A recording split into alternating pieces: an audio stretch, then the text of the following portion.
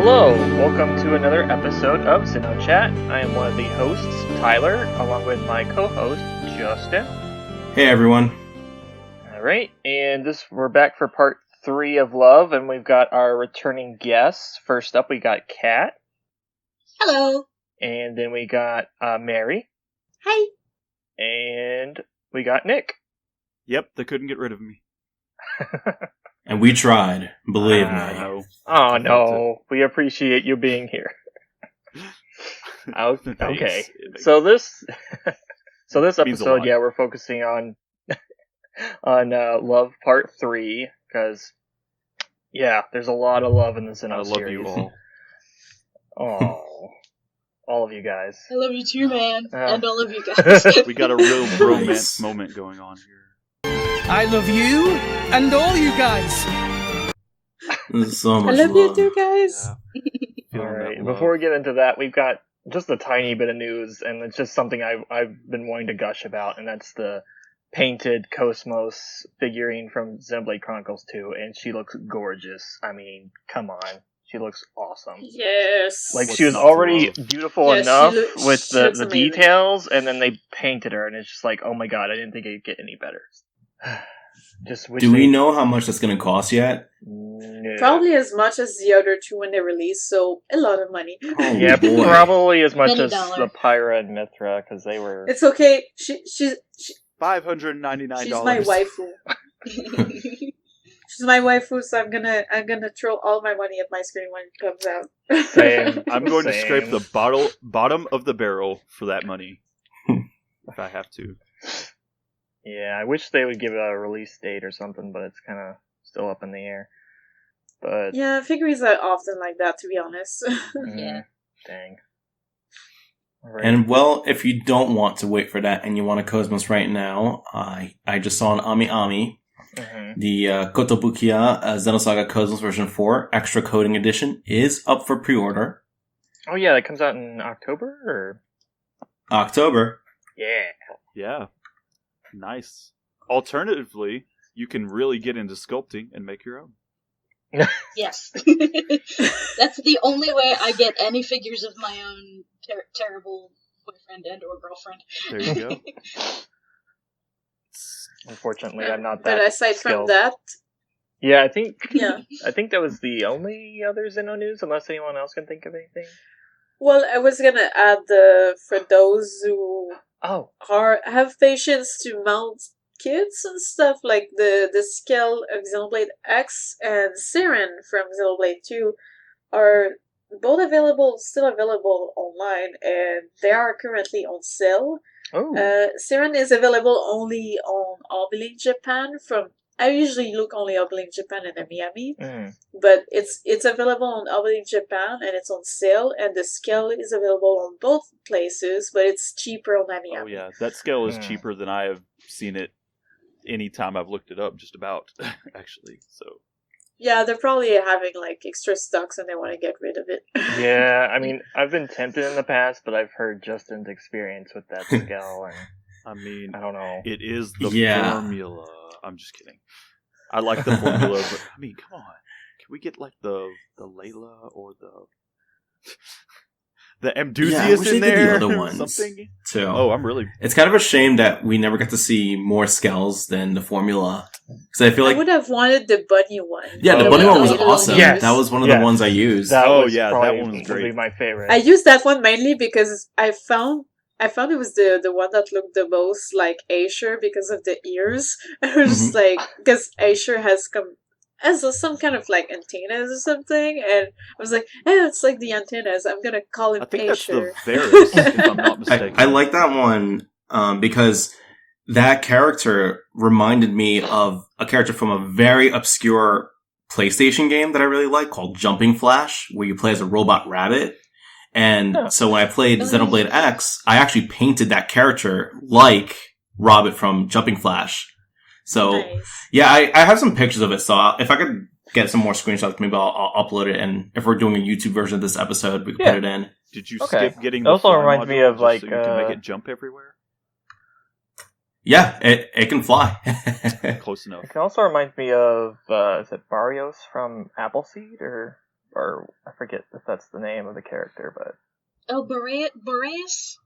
yeah, it reminds me of him a little bit Whoa. too.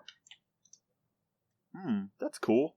Wait, so does Boreas from Appleseed also have ears? Because there's that blade that looks like a rabbit called that. That's kind of interesting.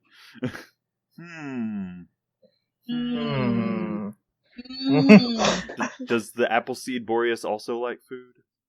I I don't remember that. I don't think he is able to consume food because he's like a cyborg, but I'm not certain. Well, I didn't mean to jump ahead, but Boreas is in love with food, so that's off the list. We can cross that one out. Okay. And then, were you guys going to go into your XenoCon experience that you guys just had, or? I mean, yeah, it happened, sort of. It was like, Otakuton was like, it's fine, and fire everywhere. Fire everywhere? What was mostly me not being fully ready and like pretty much finishing parts of cosplay every night. Oh. Just me being I thought there was stupid. an actual like con fire.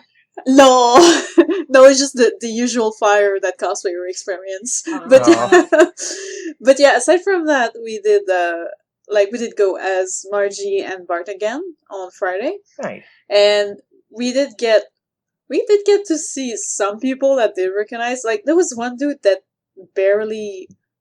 did not speak, and he had like a Borderland cosplay, I think. And he took a picture, but he never spoke, so we didn't know if he just thought the cosplays were cool or if he was actually a fan. So we're like, oh, okay, cool, bro. Oh, yeah, that guy. But, dressed up as the Borderlands Psycho. aside from that, I think there's one other dude that took a picture of us, but there's one specific girl that we met outside the con, actually, as we were trying to get into a place that was, like, full of people for bubble tea. And, like, she was like, oh my god, they're coming out, and she was fangirling because, she was a big fan of Xenogears, and she said how she wanted to maybe at someday, cosplay one of the elements. I think she said she wanted to do, I forgot her name, but Bunny Girl. Seraphita. And there you go. I don't remember if you mentioned, but we were Margie and Bart. Okay. Yeah, I did. I didn't hear, sorry. But yeah, aside from that, the other Xeno adventure, so far as it goes, is we met on the same day the voice actor of Chaos from Xenosaga 1. Yeah. And I forgot my game like an idiot, but I actually I at least got a picture with him, so I'm happy. Yeah, Derek Steven But Prince. but afterwards, when we went into the dealers, it was kind of pretty what? Because the first few shops we got into, they had art books of Xenoblade 2 and Xenoblade 1.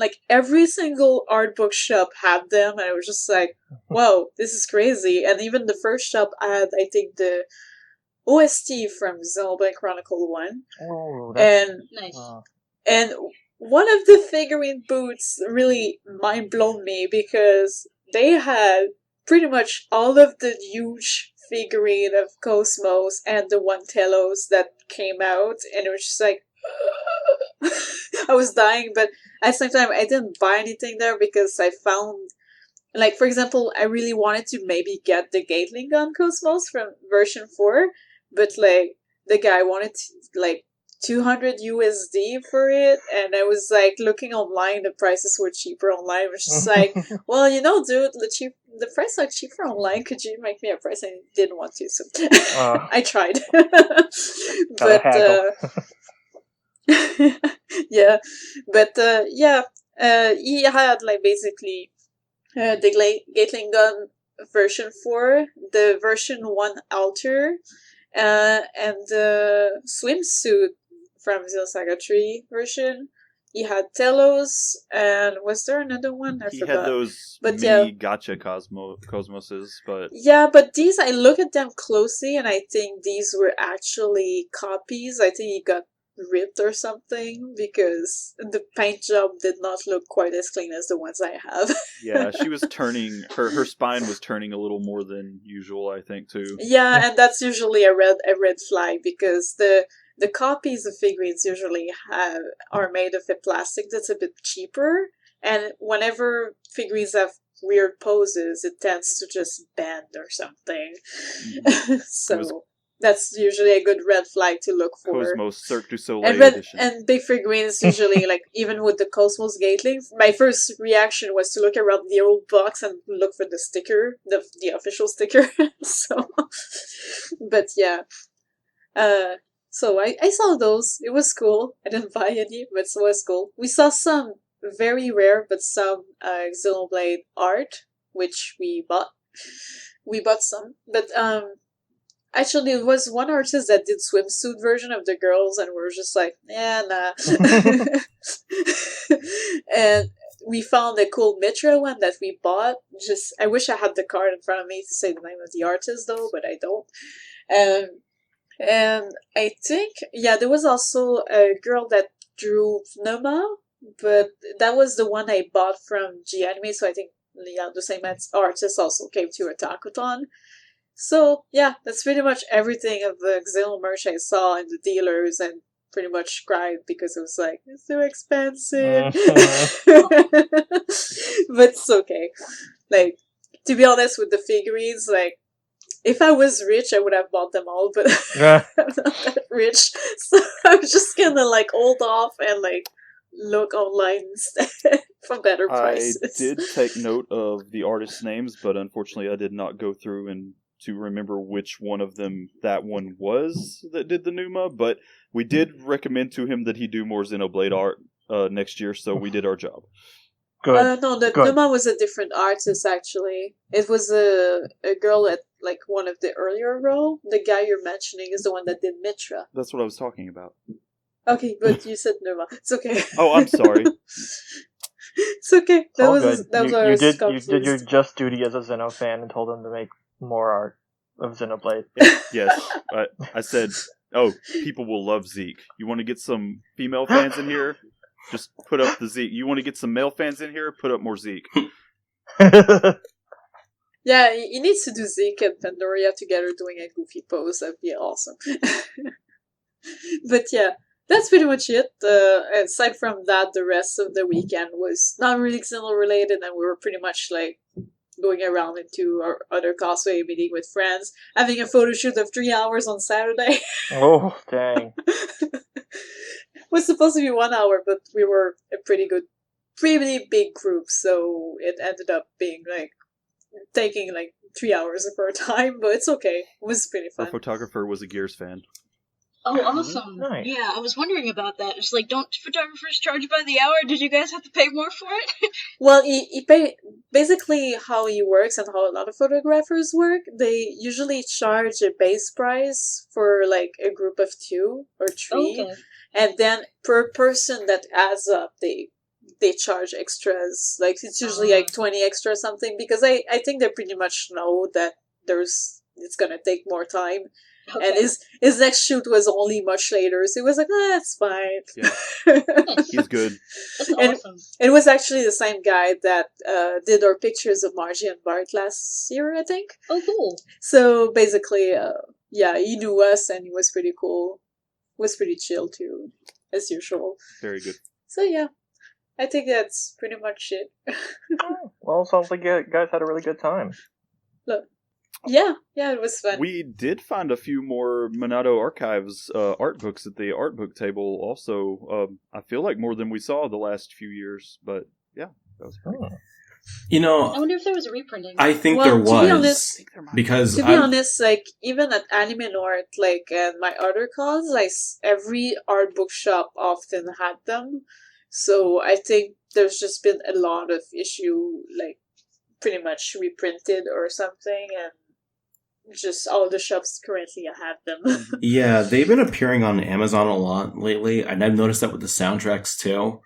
They've been getting them. Although for some reason, I actually can't seem to find any of the art books. Like, I search all the Japanese import shops out in my area, and none of them ever seem to have it.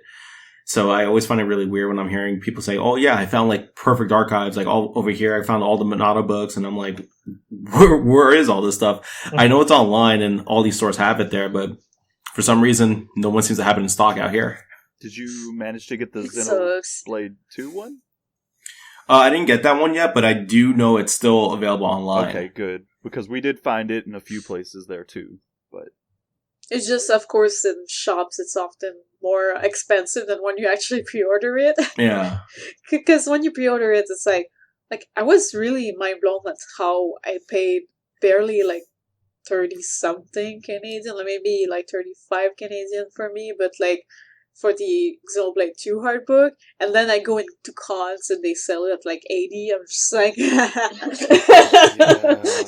I'm just like, yay. I think they wanted 50 for the Xenoblade 2 one in a few places. No, it was a little more than that, from what I remember. I was surprised I found it when I visited Tokyo. I just found it for $30 USD, and it's like, oh, I'm used to when I bought Perfect Works several years ago, I paid $70 or $80 for that. So I'm like, wow. I'm gonna.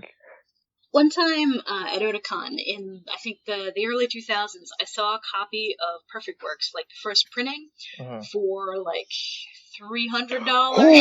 Oh my and gosh. I was very torn, and I decided not to get it, and I regretted it until they reprinted it. Yeah. I'm really glad they reprinted it. Talking about the reprint of that, the first year I went to Otakon, actually, it was pretty much at the same time as the reprint, and I didn't even know there was a reprint, and it was there in my face, and it was just I look at the huge pile of Perfect Work, I was like, what? Where did this come from? Because I knew it was going for super expensive online before. I was just like, what?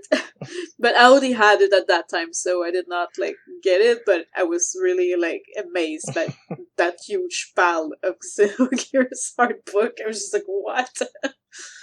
Yeah, it got stupid for a while, price-wise. I remember when I was in Japan a couple of years ago. Wow, time flies. But I was in Japan, and actually it wasn't a couple of years ago, it was last year. When I was in Japan, I was at Book Off, and they had a Perfect Works, and it was behind a glass container. And I remember it was going for I think it was over 150 USD or something really insane. Something that I was not about to pay. And yeah, I think it still goes for a decent amount of money these days. Yeah, it's because I think the reissue stocks pretty much got eaten over, so the prices pretty much went back up now to what they were. Yeah. All right. Well, I think that's enough on that. I think it's about time we move on to our subject of today. So yeah, Love Part 3. Part 1 covered Xenogears, Xenosaga, and Xenoblade 1, and Part 2 only covered Xenoblade X. And today we're hopefully gonna Which was surprising. Yes, that was totally surprising. Thank you, Nick, for that.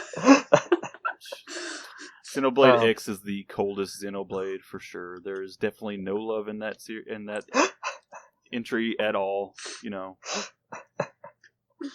All right, and well, you really got to dig.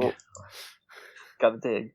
Well, thank you for diving in and salvaging what you could. No, it's no problem. It's no problem. Yeah, but today we're going to cover Xenoblade 2, and hopefully we also have time to cover Torna as well. So, Love in Xenoblade 2. Do we talk about the big kind of debate about the main love in this game, but do we want to tackle that first, or? I guess so. What, Rex and Pyra? Yeah. Do you consider them a couple?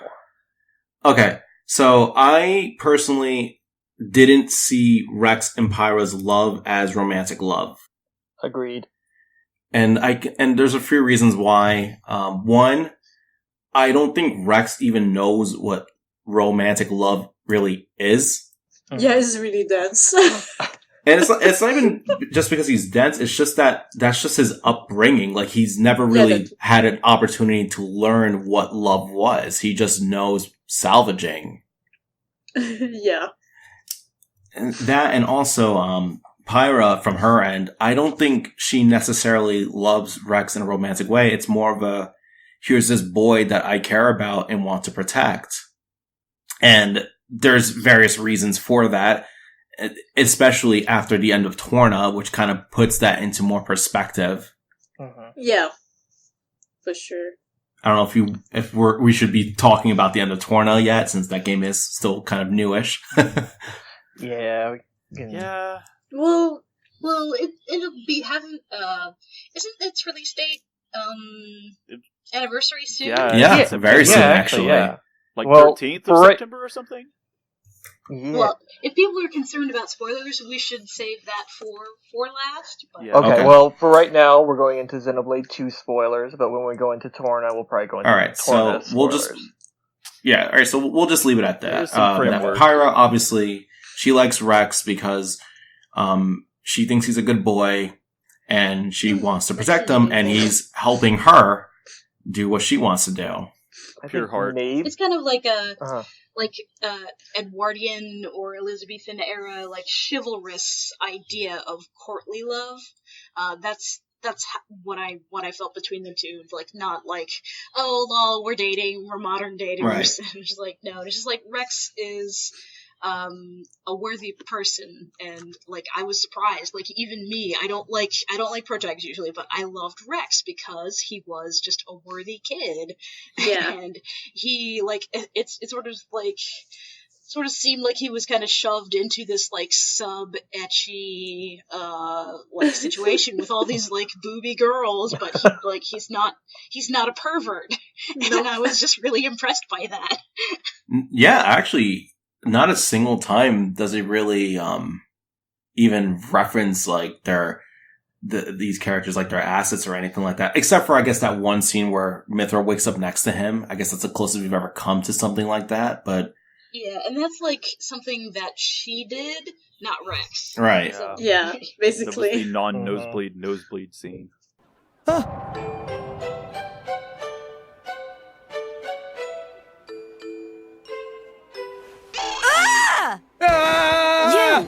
How did you... What are you doing in my bed? Wait! Get out! Interloper! Monster! Wait a minute, would you? Ow! You're the one in my room. The guy's room, see? Like, Rex is guilty for jumping out of bed startled.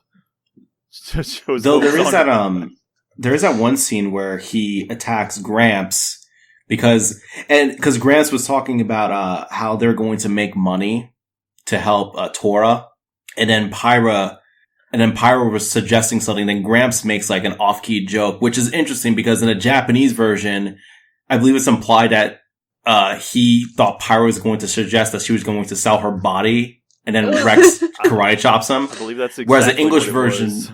In the Japanese version, they're a little bit more explicit about that, but in the English version, they kind of toned that down a bit. No, God, she meant baking. Yeah, She's really good at baking. Come on. I mean, like, if you were Rex's age, though, what's not to like about Pyra? She can both cook really well, and look at all those backflips she did at the very start of the game. Yeah, and that was also, badass. Yeah, and also, like, she genuinely cares about him. Like, yeah. If Rex gets hurt, Pyra is the first person to be there and try to console him and try to help him get better. Yeah, for sure. Their relationship is really cute. It's almost like a big sister type of thing, or even you could even look at it as a motherly love type of thing too. Yeah, that and like just how she's like very like she comes off as very like shy and modest on a character level, I should put on the modest part. Just about the way she acts and Rex's like her feeling unsure, seeming like she's feeling unsure on a lot of things. A lot of the time with Rex, like paired with Rex's unending optimism, is it's like it works together. There's like a nice they complement each other, really, is how I would put that. Yeah, and like I mentioned earlier, when you consider Torna's ending, that also puts that into perspective as well. Kind of adds a new layer to it. Yeah, because of, like, I won't go into details right now, but because of what she lived back then. Like, Right. I feel like she kind of puts a bigger weight on her shoulders in a way to kind of protect him and stuff. And that's why I kind of really hate when I see people talk about Xenoblade 2 and so many people kind of write Pyra off as, oh, look at her, she's waifu bait, lol. She's the perfect girl, lol. When it's like, well, she actually played the game. There's quite a bit more to her than that, and there's kind of a reason for why she's the way she is. Yeah. And, like, it was very easy to, like, come away with the idea that, oh, yeah, this is just going to be, like, another series where everybody would just want to jump on the protagonist that looks too young for jumping on. But Xenoblade 2, actually, if you play it, it's absolutely not that. No, not at all. Exactly. And, well, there's also... Oh, go on. Oh, I was just going to say, well, it's just like... There's also, like, they could have easily made her into, like, a manic pixie dream girl archetype, and they really didn't. It's kind of... Like, honestly, she does get a lot of flack, but she's really... And, yeah, she's very, like, soft-spoken in a lot of ways, but she's kind of unique in a lot of ways too, just in being the way she is, I feel like, because usually you see that in like some side characters and stuff like this, I feel like, and she's like kind of front and center more. Mm-hmm. Now, are we treating both Pyra and Mithra as the same person in this situation, or? I mean, Well, I don't want to upset the they are fans. kind of the same person, but they are not at the same time. Right. So I guess we could move on with Mithra and, I don't know, add a bit up to it. Well, it's like Mithra is your typical tsundere, but I kind of like her regardless. Well, the thing with Mithra was, she kind of subverted my expectations a bit. Mainly because when I first was introduced to Mithra, and yes, she was very much being your tsundere archetype, she kind of toned it down significantly as the game went on. And it's something that I think is, at least to me, I found it kind of rare to see that in I think it's mostly that, at first when she came out, she was upset and stuff, and she took a while to kind of get used to the group, and once she got used to them, she kind of calmed down a bit, I guess. I feel like it's something like that. So you could, I guess, like, the way I would look at it is, when we're initially seeing Mithra, it's like, we're finally seeing the real Pyra. Like, this is who she actually is. This is the kind of person that she actually is, like this person that we've seen before that is presented as this perfect, Missy Miss Perfect, look at me, I'm pretty, I'm hot, I can cook. But then we're seeing this woman who is a lot more obnoxious, someone who is very sarcastic, very sassy. She is a ticking time bomb ready to explode and isn't really going to take anyone's nonsense. And eventually, I guess, maybe Mithra herself realizes that she doesn't want to hurt these people. And she doesn't want these people to dislike her because they're now seeing the kind of person that she is.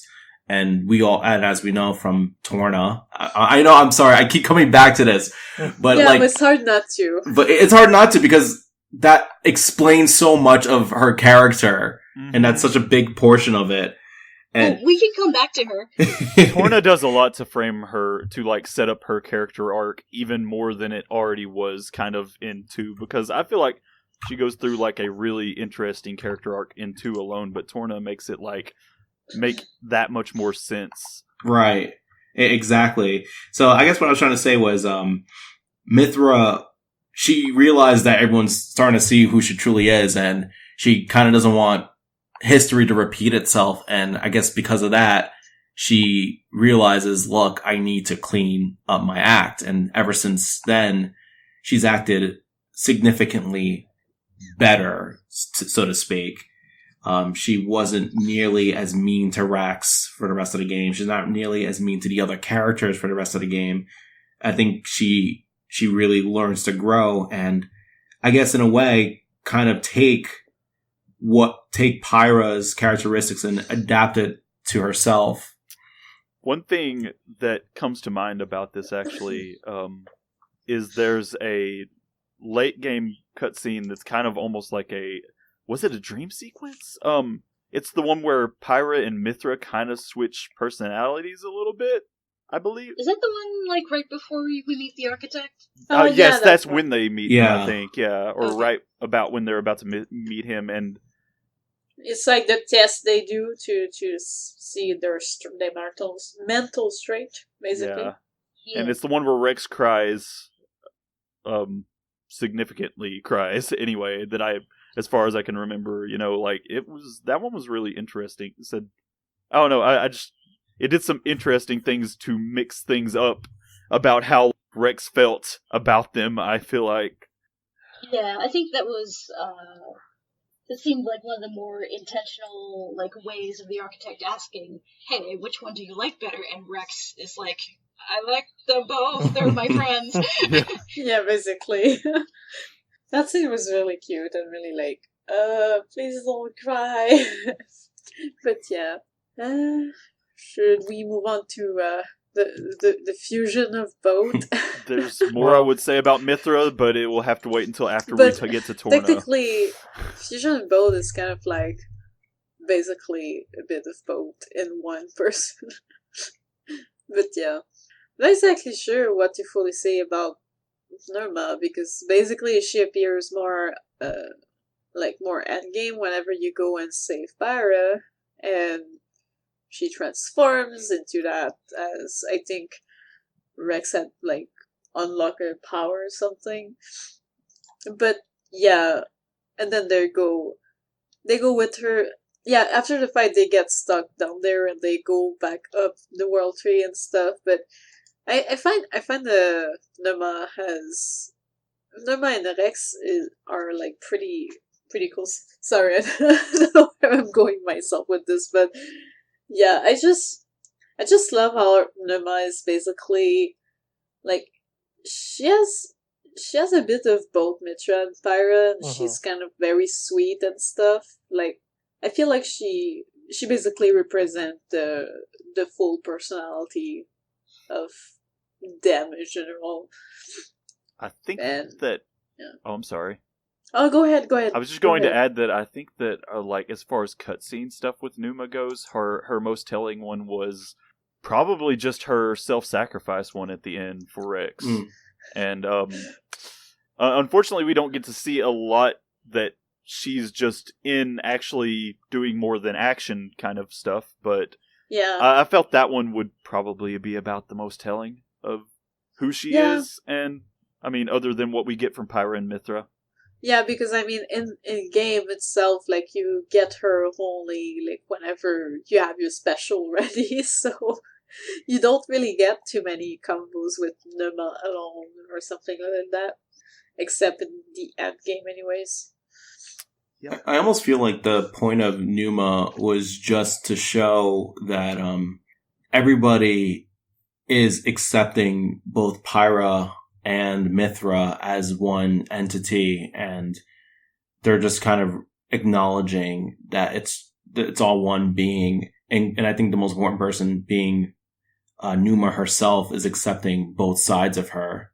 Like she's accepted her past, and she's accepted that persona that she created as Pyra as not just a persona, but also just who she is. Mm-hmm.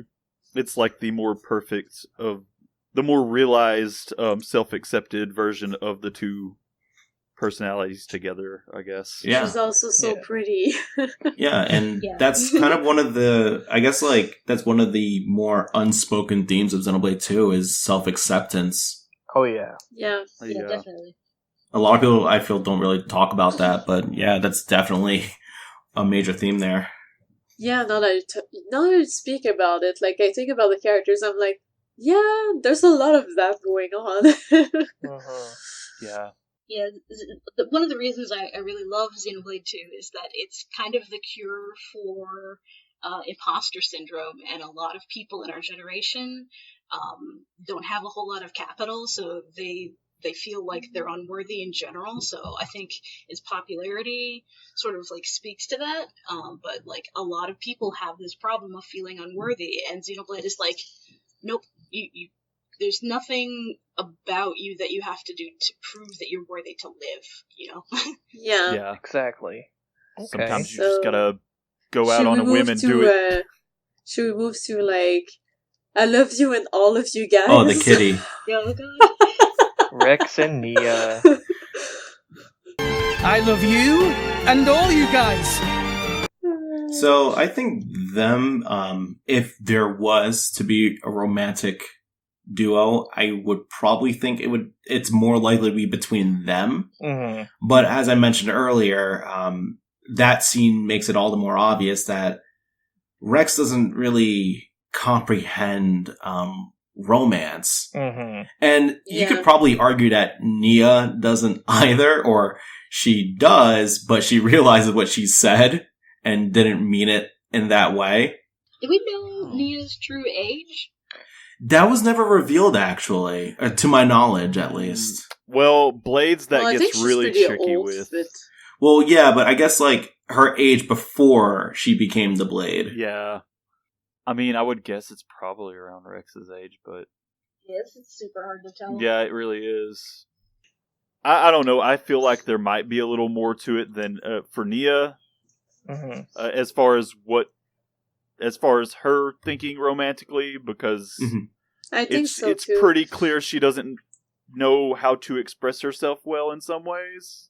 Yeah. Like she's like, hey, if Mithra's doing the tsundere thing, Nia is hitting that vibe hardcore too, you know.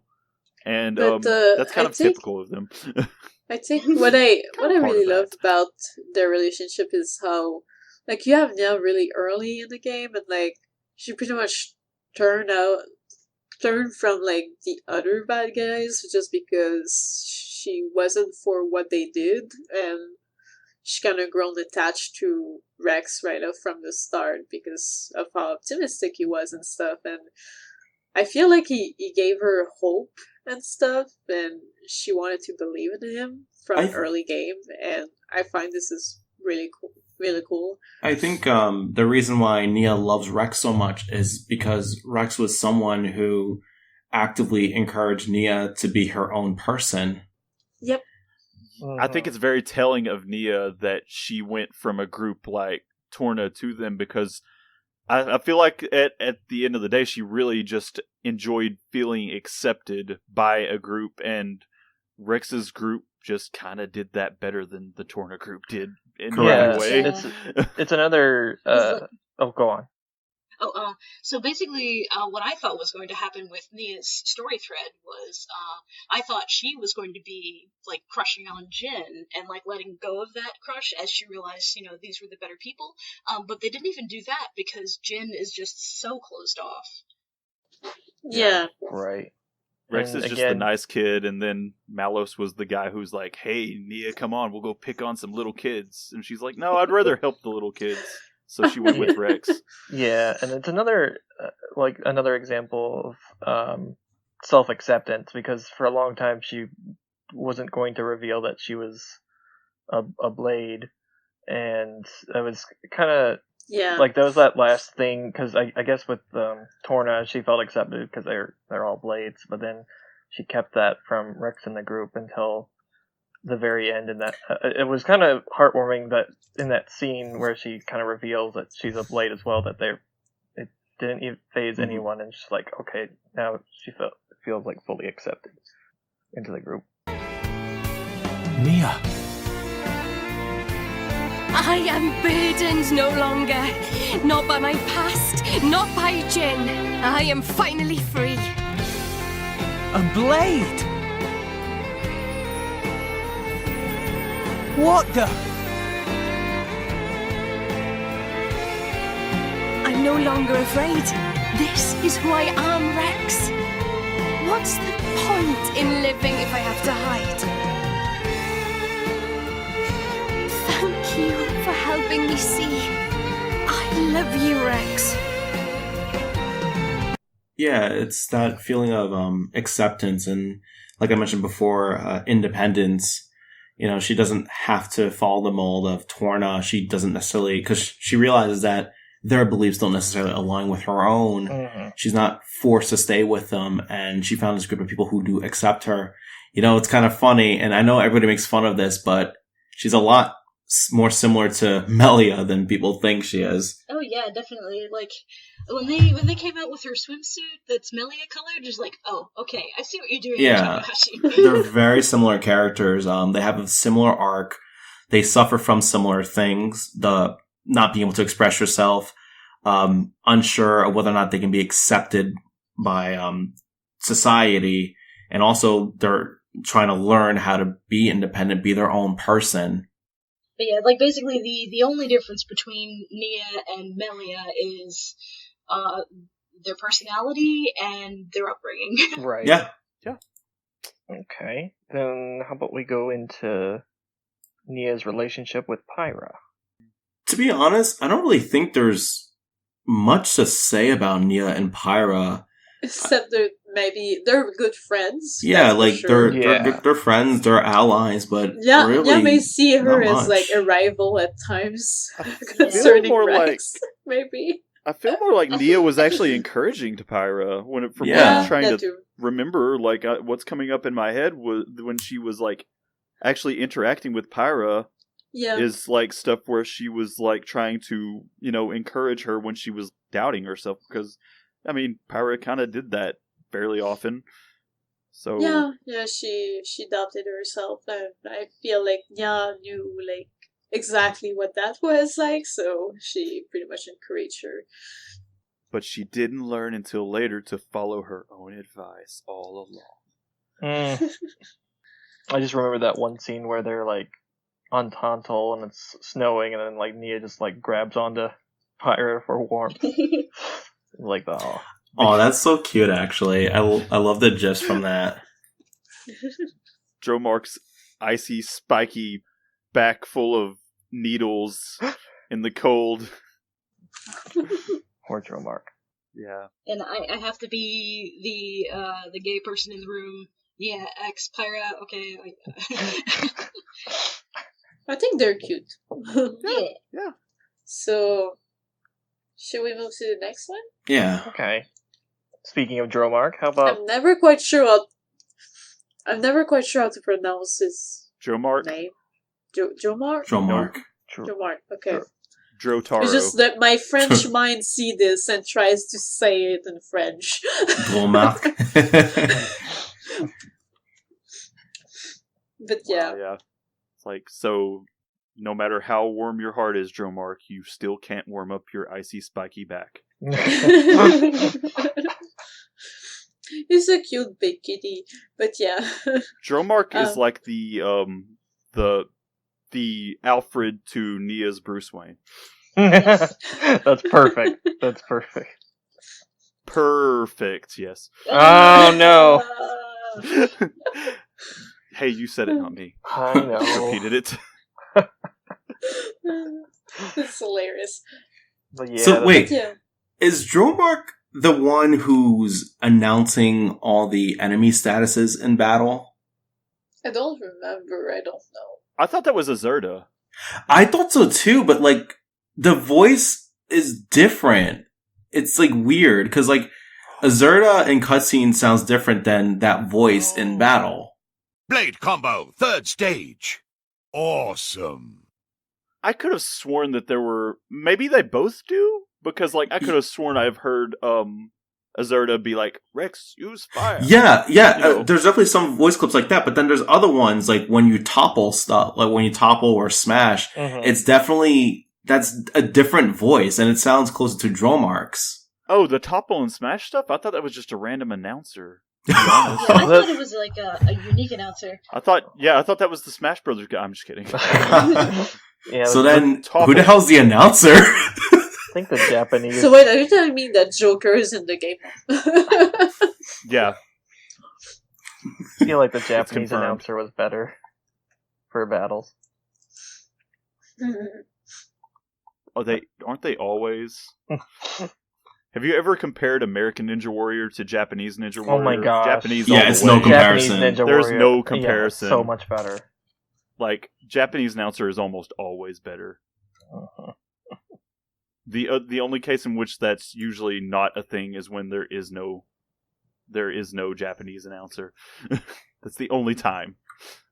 Okay, so is that all we have to say about Dromark and Nia? I think we could probably say more. We can probably say more, yeah, because that was a bit out of topic. Which is fine. But I'm trying to remember though, because thing is they come by together, but like I'm not sure I quite recall them.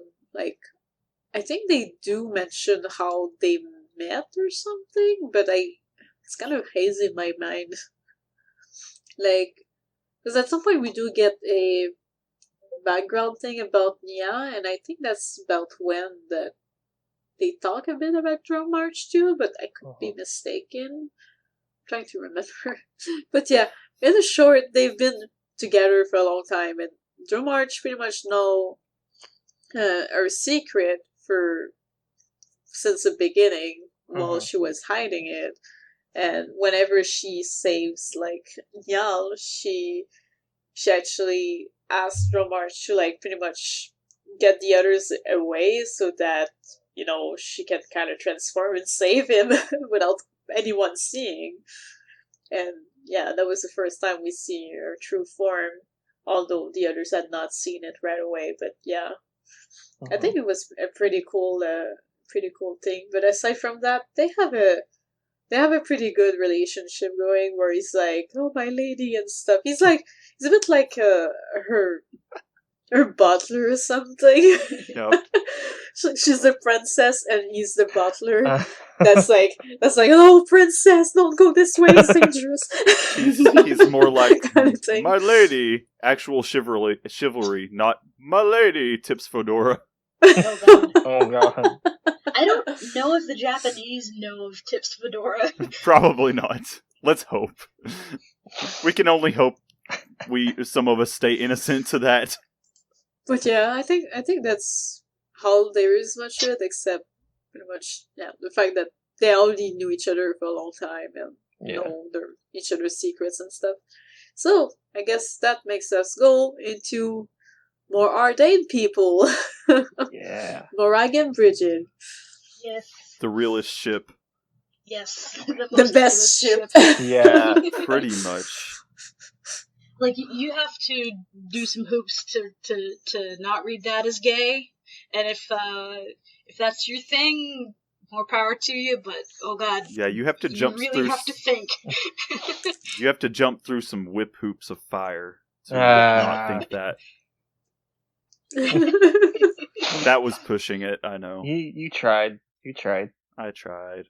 But yeah, I definitely feel more of romantic feelings between those two than, say, Morag and Zeke. Like, I know that, well, that's kind of the next couple we're talking about, but when I compare the two, Morag and Zeke kind of feel more like buds or buddies, or I don't know. I mean, nothing screams love like "Go die in a fire," Zeke. Hey, Morag, how about next time you put on a skirt and some heels? How about you die in a fire, Zeke? Well, there's a lot of tsundere characters in this, and that could also be read as that. True. And whoever is shipping whatever, they will find reasons to counter whatever we say. Oh, I know that. But I didn't even know people shipped Morag and Zeke. Yeah. Oh yeah, because wow. they're technically both the up and coming next rulers of their titans, right? They're also very much the mom and dad of the group. That's exactly what I was going to say. I wouldn't trust Zeke to be anyone's dad. Oh, come on, he already tells the dad jokes. I mean, That's true. The secret is that Pandora is actually doing all the work in the background. I mean, he shows some real dadly advice skills at the end of that game. Yeah. And all of that is sort of overridden by Zeke from the rest of the game. Yes. We go from Jesse and James blasting off against Zeke to, to Zeke trying to act like Dunban over here, No, if anybody's Dunban, it's Morag. Yeah, that's very true.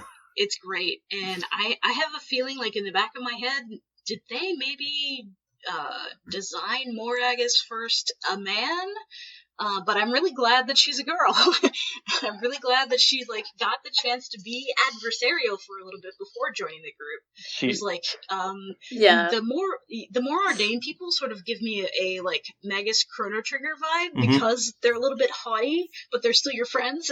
Yeah, absolutely. They really look love at the them. bigger picture, for sure. I actually really enjoy, I think, like, the Moradanians are probably my favorite type of people in Xenoblade 2. Same. And the It Titans. really my... makes sense, too. Oh, sorry. Go ahead. I was just going to bring up that it really makes sense that the way that they act, considering the state of their Titan, you know? Oh, yeah. Like, it's a dying Titan, and they're just, they have to be kind of militaristic in a way to survive. So, I mean, it also, I mean, makes it kind of harder to read Morag because she has so many responsibilities on her shoulders, and she kind of has this detached thing, and, you know, she's kind of observing the group in a lot of the game, but you can tell there's more to it than that. Like, she's not fooling anybody. Yeah, definitely. She has more layers to that, and her relationship with Bridget toward the game is, like, really cool too. Like, I love how much, like, Bridget really cares for her, and how Mariah cares the same, and, like, both of them are just pretty much always doing stuff together and trusting each other, and, you know, they're cute. Do you think that Morag's feelings for Bridget come from how from her seeing Morag as basically Hugo's successor? Well, I'm not if sure Bridget, if it's that. If Bridget rereads her entire diary every time she's reborn, possibly not, because you know, like, Morag is definitely her own person. Right, and correct. She's way different from Hugo. Like, she's still, like, she's got a little bit of him in her. But, oh god, that sounded horrible. Oh, no. No, we get you. No! But... We're not children here.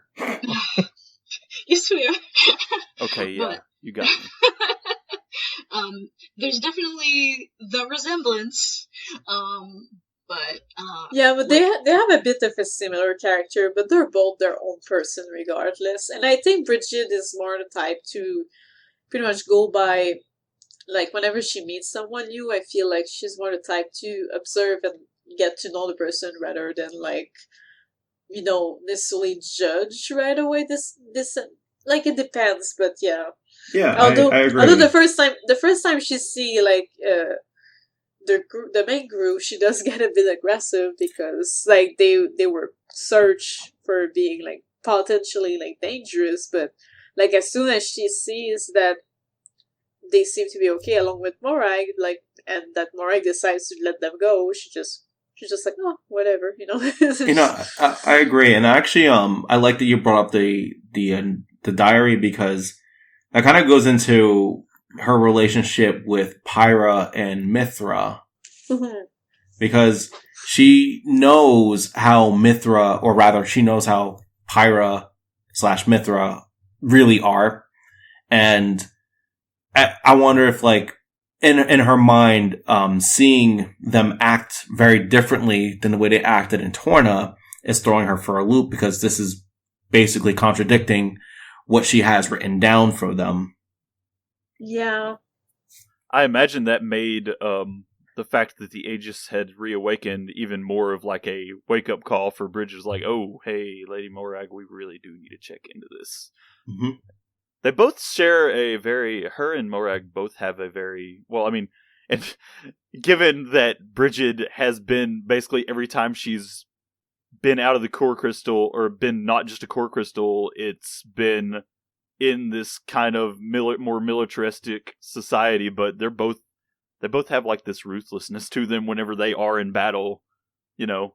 Yeah. And they both share a lot of the same beliefs and, like, sensibilities about things just because of their upbringings in general, really. You just have one that has done that more times over than the other.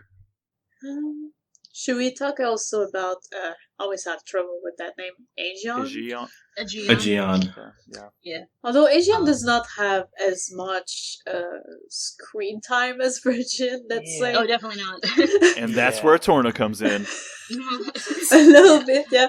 But I'm a little crushy on Aegeon, so like I have Aegeon feelings, and I sort of like read into him a little bit more. But like I really love his character though. Like even though we saw so little of him, like I really like his character, and I like how kind of gentleman he is. Yeah, he's a lot more sensitive than I would have given him credit for whenever we first met him in 2. But I also love that the Japanese voice is Char from Gundam. Oh, it's Char! That's awesome! Oh, we found the connection. We found why you love him so much. No, actually, if you wanna, well, actually, I like straight shooters when I like pro tags. And if you look in the Xenoblade art book, and you look at the prototype designs for Aegeon, he has Chirenkov's hair. Oh my god. Oh, Yeah. that's interesting. Oh, of course. But I liked him before I saw that, so it was just sort of like more icing on that very nice cake. Yeah, I think for me it was a bit similar too, because I kind of liked his character before already, but whenever I've learned that he had the voice of Char, because I was like, the voice sounds similar, and then at some point I found out, I was like, what? It's pretty cool. You can be a straight shooter and still have 2B dreadlock thingies. Yeah. Like the Predator. Like the Predator. Like the Predator. But yeah, aside from that, his relationship with Morag is not so much developed, I think. I think it's a bit more developed with Niall, because that's how we get to meet him at first, because he follows basically Bridget at the beginning of the game. Like, she follows Morag and Aegeon is with Niall, and yeah, until that incident happens and that he turns into a core crystal, and then you can have him in your party. But even though there's not many stuff to it, although I don't think I did this quest though, so that may also be why I'm like, did they show more or did they not?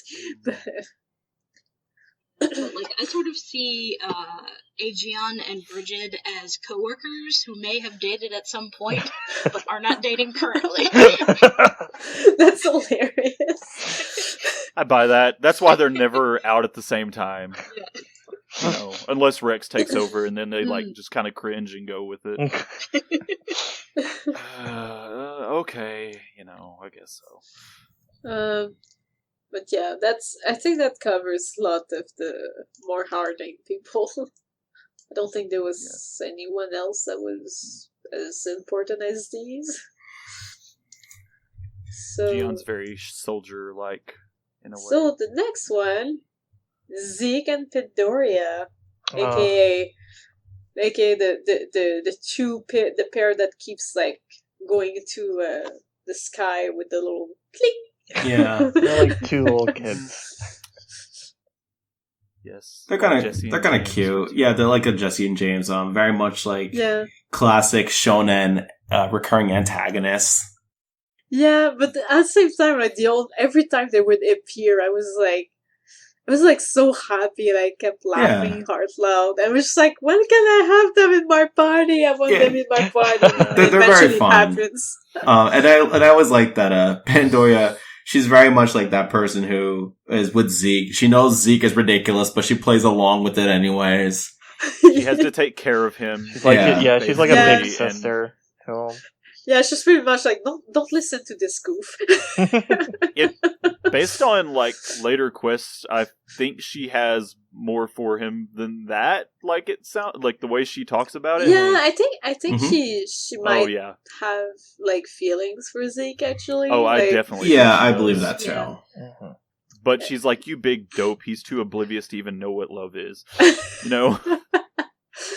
But I think one moment also that really like slayed me is like whenever whenever you finally get to the real fight with Zeke, it's like, oh my god. That's kind of like out of topic a bit, but like that one time when he comes out and he's just like, oh, I'm serious now, and he just pretty much kicked the ass of the entire group in one shot. It was just like, what? Only to then, like, whenever he gets beaten, fall to the bottom of the sea, and Pandoria being like, oh well, he'll find his way, let's go. Hey, that's her trust level for him, you know? I know, but sometimes I found it hilarious. It was like, oh my god, you're really abandoning him down there. You can trust a guy like that, then you definitely love him. Yeah. Yeah, I love their whole JoJo posing too. Oh, for sure. Yeah, Zeke is I was gonna say Zeke is definitely like that early 2000s action game protagonist that's just really over the top, has like that really cheesy voice acting and just doing ridiculous stuff, and has like characters that play off of it. Yeah. Yeah. But yeah, they just have a very close relationship, and there's also the thing we did not really mention also is like whenever they had that flashback where Zeke was almost dying, and with the help of Amaltheus, I can pronounce his name. Help. About this? Yeah, Amaltheus, thank you. But yeah, whenever they had his help, like to get basically a part of the core crystal of Pandoria and to Zeke, like I was like, oh wow, this is pretty cool, like a pretty cool way to save him and stuff, and it shows of like how much she loved him and how much like she really wanted to save him and stuff, and I found it really cool. But yeah, I thought it was a good scene to mention too. Mm-hmm. Yeah. Kind of readdressing that later quest where I felt like she was definitely showing feelings for him. It was still kind of the whole, it was when you were in Tantal, I know, but I wish I remembered the specifics of it a little better, but she definitely gets like really like nervous and blushy and is talking to the others about it without Zeke around, basically. And just like worrying about, she's basically like worrying about Zeke and like, oh, so is like, I've got to be here for him. He can't help himself, you know. That.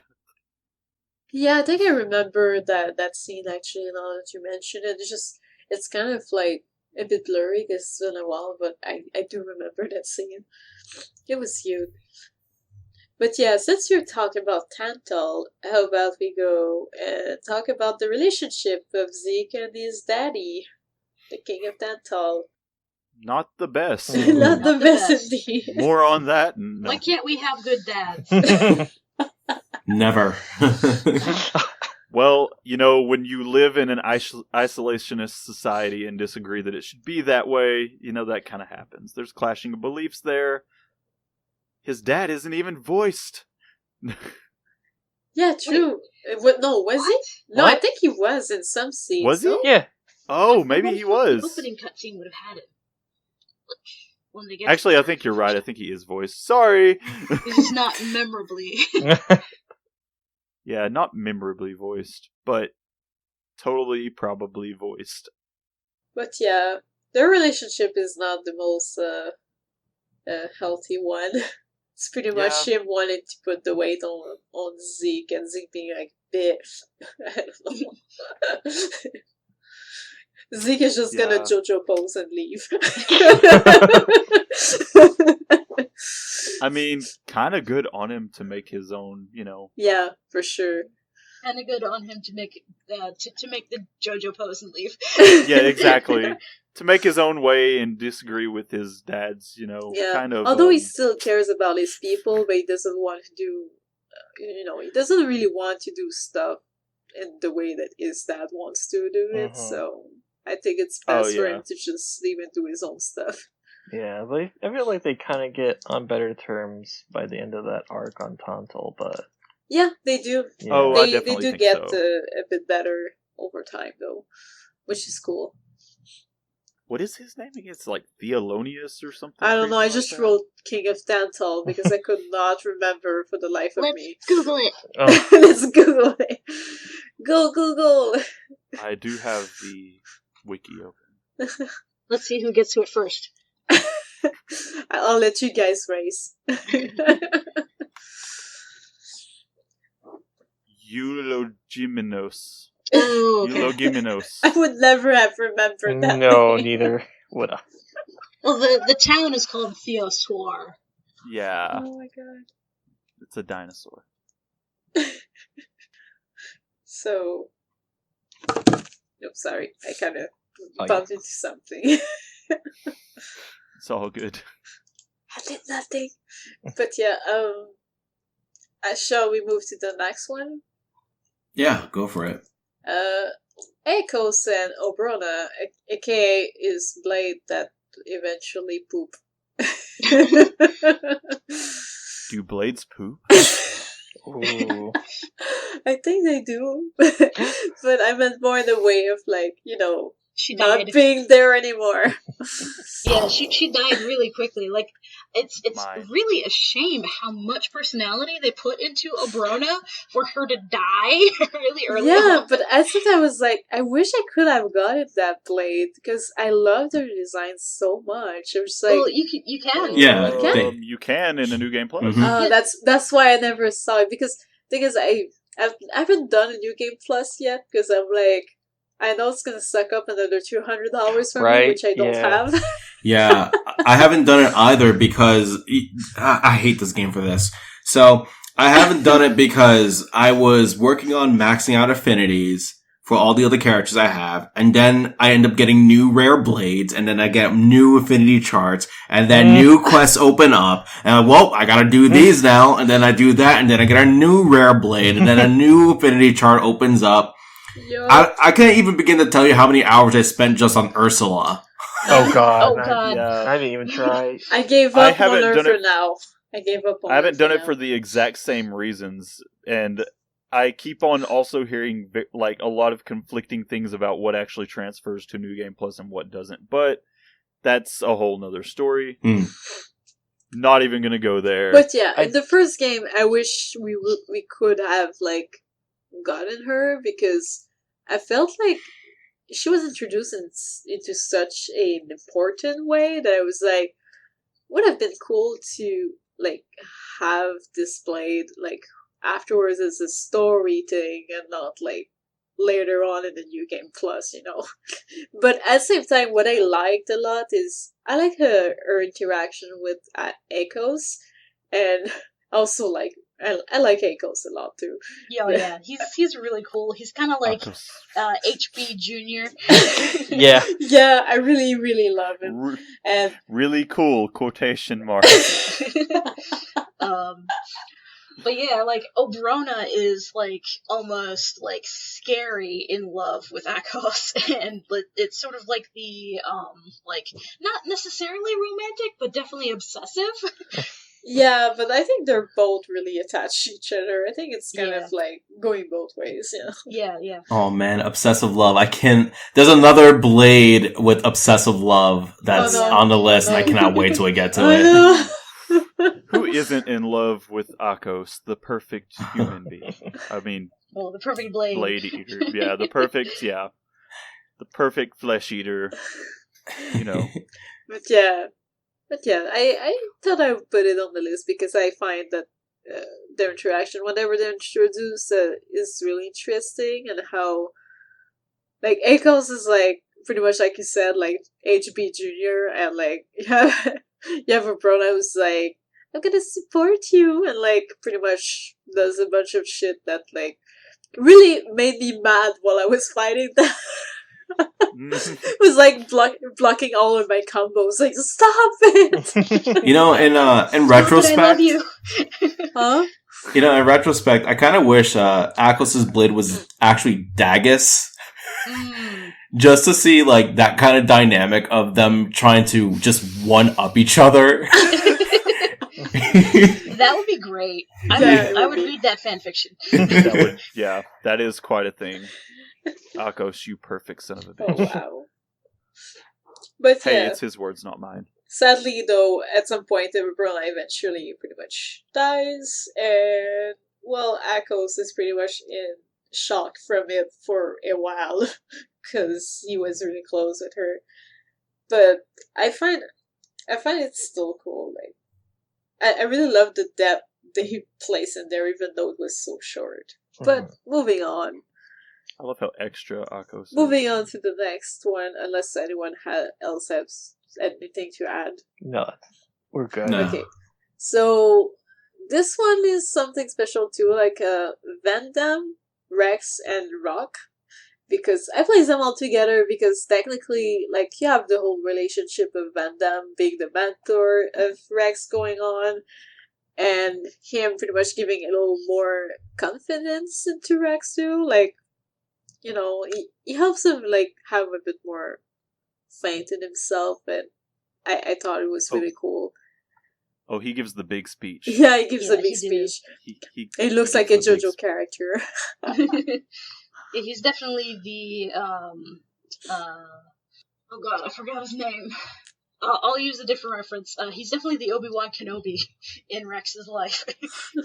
Yeah, the Mad Max style Obi-Wan Kenobi. But then, like, there's also like his blade that you get after His wingman. after he dies, Oh. which is Oh, sorry, go on. hello. Oh, sorry, go on. Okay, it just got silent after he said, "Oh," I was like, "Oh, is it?" Oh no, I was just reacting to Nick's joke. Sorry, go on. Okay.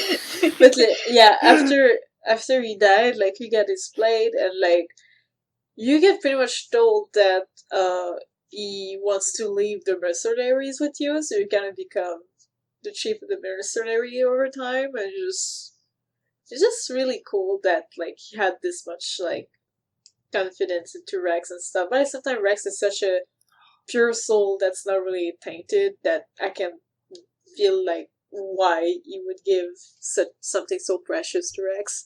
And afterwards there's also like whenever you do the quest with Rock, like I did that quest a bit, and I really love how you pretty much tell Rock how his whole owner died protecting you, and he's pretty much like, well, then I'll protect you with my turn, or something like that. I was just like, oh, this is cute. Oh. One of the cool things about Van Damme is just how much he believed in Rex, just from like very early on. Yeah. Like, one fight and just, okay, well, I'm gonna basically, and after his passing, just I'm gonna be your sensei. there was a lot of responsibility put on Rex in the end because he took over the group of mercenary do-gooders, basically. Yeah. Which is really cool. Yeah, Van Damme, I think, was one of the first characters to really help Rex understand the reality of the situation and just bring him down to earth, really, because Van Damme is kind of, his death was something that was really eye-opening to Rex. And then when Rex takes over the mercenaries, and he finally has like all this responsibility of managing all these people, even going as far as interviewing other potential candidates, which was a really fun quest, by the way. That, like, I really like that. And then there's the other quest where you have the dialogue option of selecting what Van Damme meant to Rex. And I know, like, one of the dialogue choices was that Van Damme was like a father to him, which I thought was kind of weird because that kind of came a little bit too soon. But it's just so short-lived. Yeah. But I did like that they had it there because it shows that, like, Rex really thought very highly of Van Damme. Yeah, he did. But I feel like it was, even though he was like acting more like his mentor, I feel like Rex really saw him for possibly as a like father, even though he didn't know him for very long. Mm-hmm. Because I mean, the guy pretty much helped him through a lot of things, and like you said, he brought him back to Earth in this like small delusion of like, oh, everything is pink and happy. It's like, no, it isn't, son. But, He was definitely a good Vandam. yeah. Yeah, Vandam is basically the opposite of the King of Tantal. Pretty much. Yeah. All right, let's. So, I guess we moving could- back again to some Torna people. Mm-hmm. Patroka and Mikael. Yeah, Mikhail. Or I'm just gonna say Mick because it's easier. But yeah, Don't think about the age. don't think about the age. My brain tries to think about it every time. But yeah, these two has they have a very funny relationship going of like the two Some very antagonists that flirts each other, that keeps like, well, Nick pretty much flirts her and she gets pissed, basically. they always kind of argue in the middle of a fight or something. And I find it funny.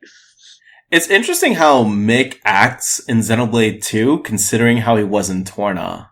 Oh my yeah, God. definitely. Like whenever I saw him in Torna, I was like, oh my god, he was so cute. But then you see him in like Xenoblade 2, and you're just like, whoa, calm down. Yeah, Mick and Torna confused me so much. In a few ways. Because of, like, he was so shy, and he had a completely different accent, and I mean, I just came to terms with, okay, he got in a used to way, people speaking this 100 way and years changed just- accents, but Really changed him. yeah. Yeah, well, that's the thing. Like, in a way, if you hang out with other people, you can, like, pretty much pick up other accents. But also, I mainly just want to know more. Who did he hang out with? Who was he hanging out with to go from shy, reserved, well, scared little kid to... I'll be honest, I like- was a shy kid when I was young, too, and I'm way more expressive right now, so I think it comes with experience, really. Like, I mean, whenever Torna happened, like, you just had gone through a few pretty traumatic experience for a kid, so it's a bit understandable why he was a bit more reserved and having more trouble opening up. But Oh, I'm not saying that I don't understand how it could happen. I just want to know. I just want to know how it did. yeah. That's But all I anyways, mean. you went from that to someone who flirts and is very like pretty much he's very much extroverted now. But yeah, I really enjoy his relationship with Patroka. Patroka is kind of funny too. Like she's another type of tsundere. Yeah. Like, Oh yeah, she's cold. Patroka is almost exactly like my best friend from high school. Oh wow. Yeah. And she had the very long hair and the very, like, dry attitude. So, like, seeing this character in the video game was Her very... advice was typically, let's just punch him in the face. Yeah, pretty much, yes. It's hilarious. Patroka kind of reminds me of Irina from Xenoblade yeah. Cross. Hmm. I can totally see Oh that. yeah. Yeah. Except maybe she's slightly more cold though, like in her interactions anyways. But yeah, I guess that moves us on to Patroka and Akos, which are pretty much brother and sister. Yeah. And they were found by Jin. God who knows where, somewhere in the ship. I don't know. I don't remember. God. Like that interaction yeah. was so brief that I- it's just like, where were they? Yeah, I kind of forgot they were siblings. So my bad. Well, they're technically not blood siblings, but their drivers were siblings, so they adopted the Oh, sibling thing. okay, gotcha. Yeah. Yeah, Basically, because they're yeah. blades, flesh eaters, things. But yeah, still they were picked up together by Jin, and they seem really close and to understand each other really well. Wait, can I ask something really What? quick? Aren't all blades brothers and sisters? Mm, As much as every human is brother and sister, metaphorically. Point. I guess in a sense that they come from the same place, maybe. Yeah. I don't know. That was a bad question. Let's go on. So, I'm not exactly sure, like, how much to handle them, though, because, like, as much as we get quite a few scenes of, like, Torna people, we don't get often scenes of these two together, because Petroka is more often with Mick, and Akos is more often with his blade, or mopping somewhere, or being fabulous somewhere else, or trying to get after the group. So... Well, based on their personalities, I could totally see them being assholes to each other. So I could see, I could see why they might separate them a little bit. Actually, I don't know. Like, every time, the few times we do see them together, they actually... It actually feels like they have this kind of connection where they kind of understand what each other thinks or want to do or something, and they act pretty well together. Like, they never seem to be harsh toward each other whenever they do interact. I think it's more a matter that Petroka was busy with Mick, and like Akos was busy going after the group and like being mad at them for killing his blade. I think it's more something like that. But yeah, I don't know, I don't feel like they really argue or do stuff like that so much. Like, I haven't seen them being rough to each other so much.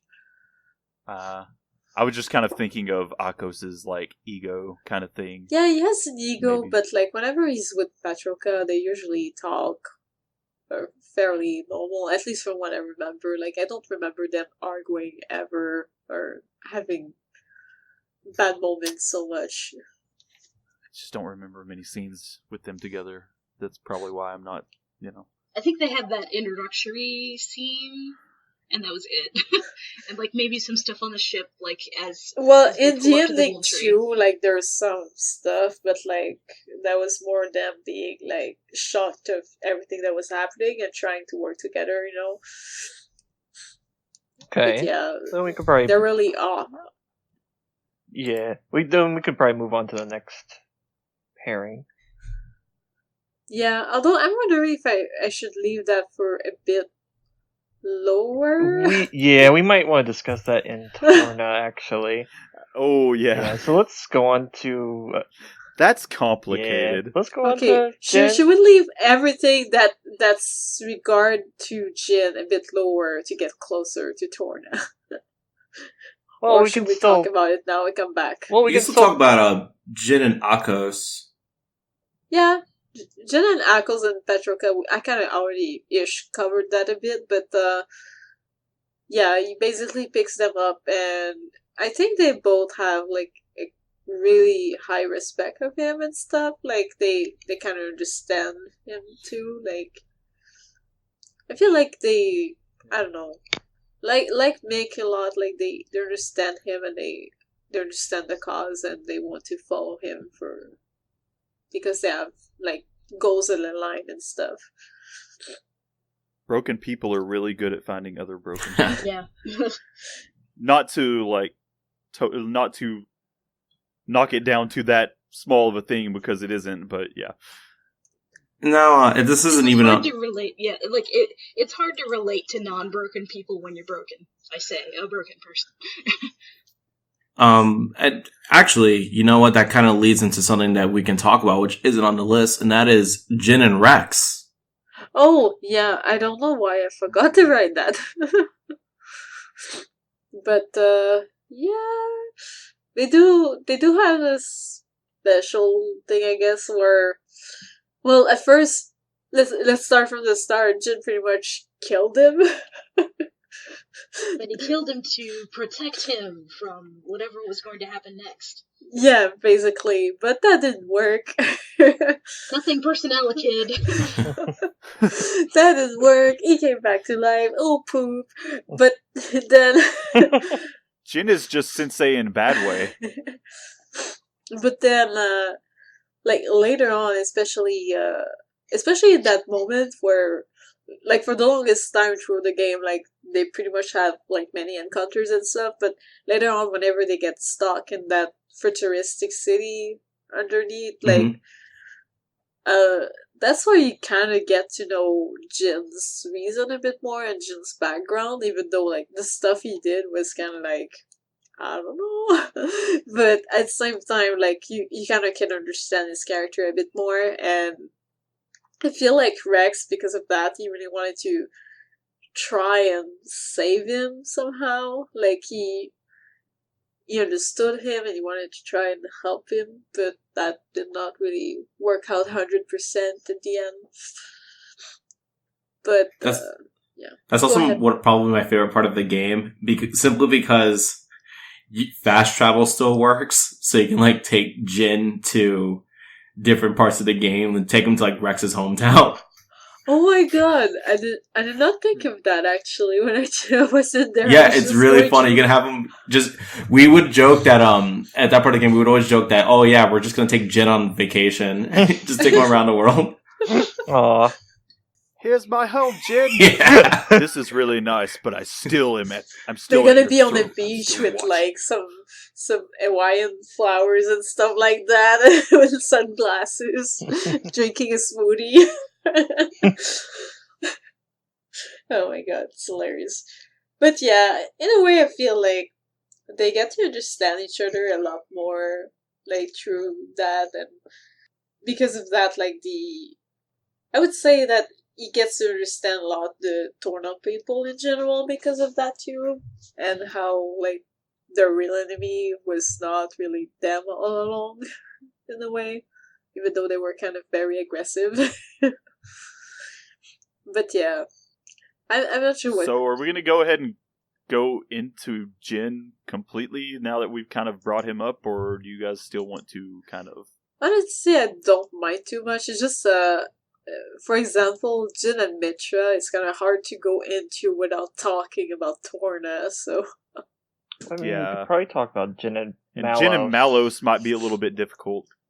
Oh, Jin and Malos, yeah. But that also stars in Torna. Well, I mean, Well, we could talk Jin and Mikhail if you want. How about we just save Jin for Torna? Yeah, let's do it. Yeah. Then we can come back to this Xenoblade 2 stuff. Let's move on to Tora and Poppy. Yeah. So imagine if a teenager adopted another teenager that was slightly younger, and it was a little bit creepy. You know, I suddenly thought of the plot of Weird Science for some reason. Imagine if that teenager that they adopted was like a feral child, almost. Oh my god. But yeah, Tora and Poppy, they have a very funny relationship, but at the same time, like, yeah, Tora is pretty much the one who made Poppy. I don't remember, like, I think he started from the plans of his grandfather or father. Yeah, and they were unable to finish it, and then Tora was the one who ended up finishing her. Yeah, basically, and Poppy is so pure. Poppy is pure. Tora is so cute, but he's such a perv. You know what? I know Tora and Poppy gets a lot of hate, especially because of that joke that they had about Poppy being the maid. But honestly, I actually kind of like them, because Tora really does care about Poppy and does want her to be more than just that. Yes, I know the game had that joke that everybody points out and likes to go on about how, oh, look at Xenoblade 2, it's just a freaking pervert's fantasy. It's like, yeah, but you know what? Sure, I get it, but there is more to it than that. And he did bother to give Poppy some sort of conscience and allow her to act on her own. And I think that's valid.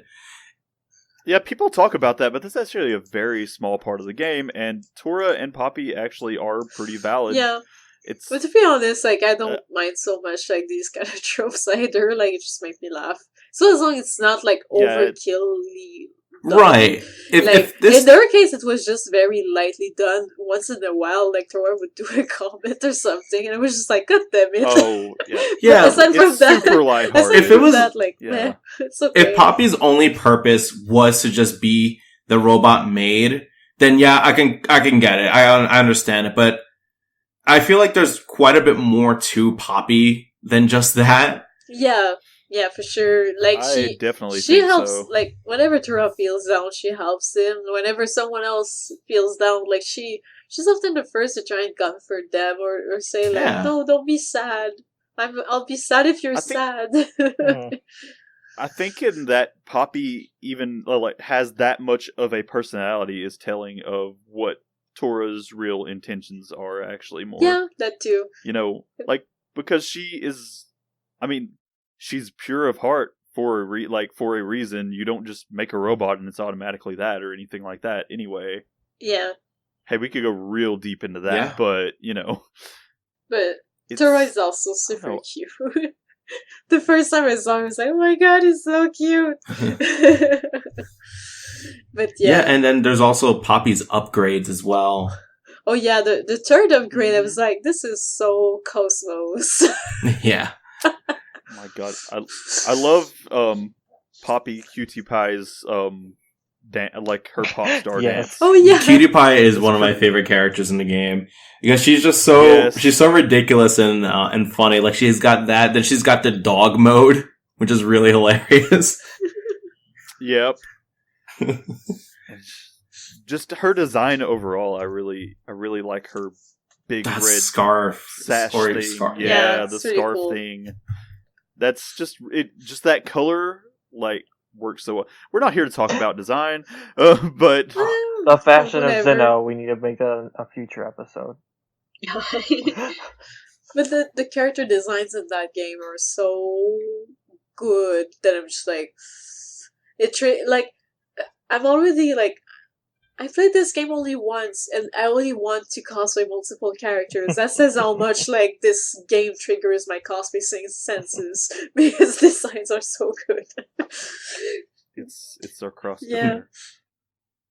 Oof, that's yeah, and I also love how well I don't think that, I mean, maybe I didn't see as much of QT just because she's the middle one. She's the middle evolution. Of course you only see that. I mean, it doesn't have as many story parts, I feel like, with the middle one. Yeah, but outside of Rosa, there's actually more of a stark difference in personality, I feel like, with QT Pie than from the other two, because the other two are very much more like childlike in a lot of ways, and then QT Pie goes like full on, you know, like a lot more serious, a lot more adult, Yeah. and it kind of changes from the child who wants to help, like, I guess kind of like a, I don't know, would you say that she kind of sees Tora as in a fatherly way? yeah, actually, Yeah.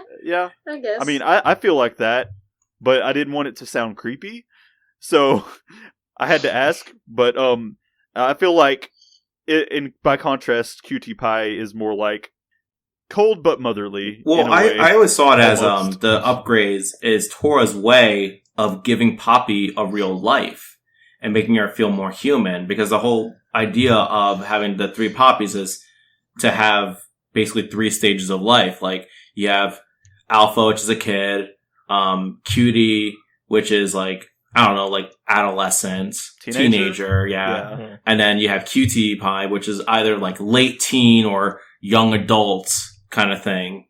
Yeah, which I is think, pretty cool.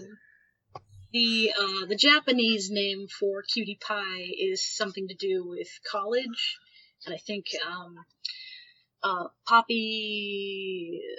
I don't remember the first form, but the second form is high school abbreviation. Yeah. I think I heard that somewhere. Yeah. So Yeah.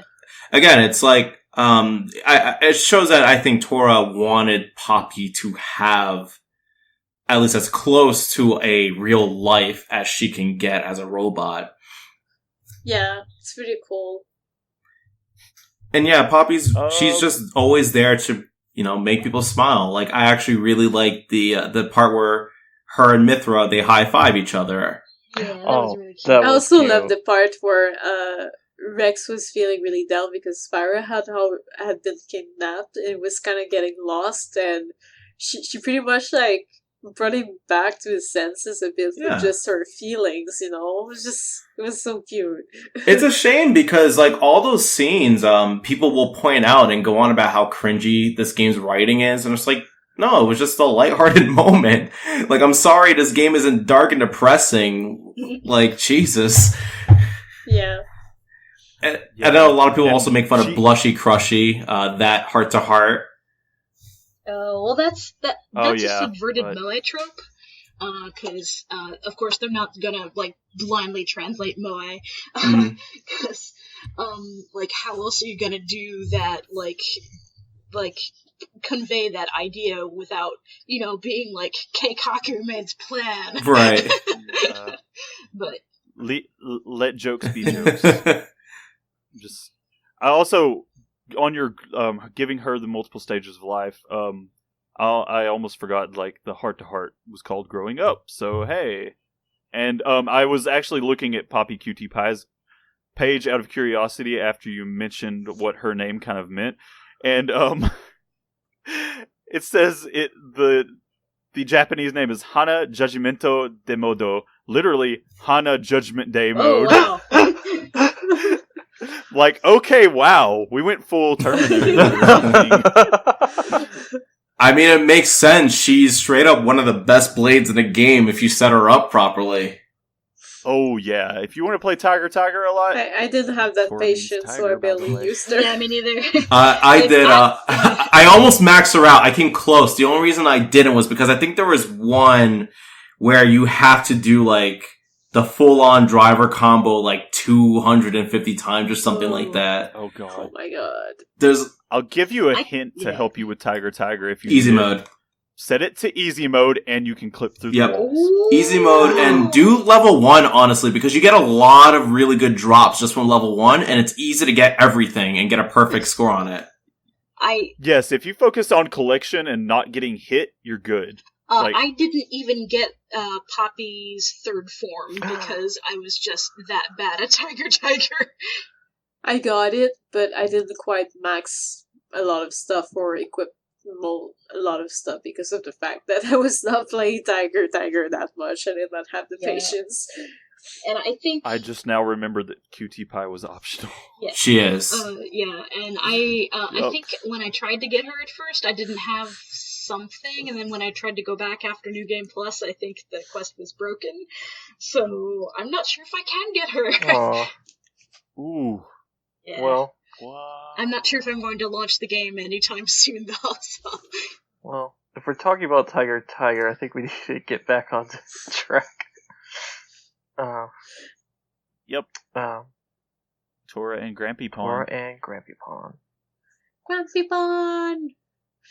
Yeah. So yeah, they have a good close-up relationship. It's just that for a while we thought that his Grampy Pawn was pretty much dead, but he was not.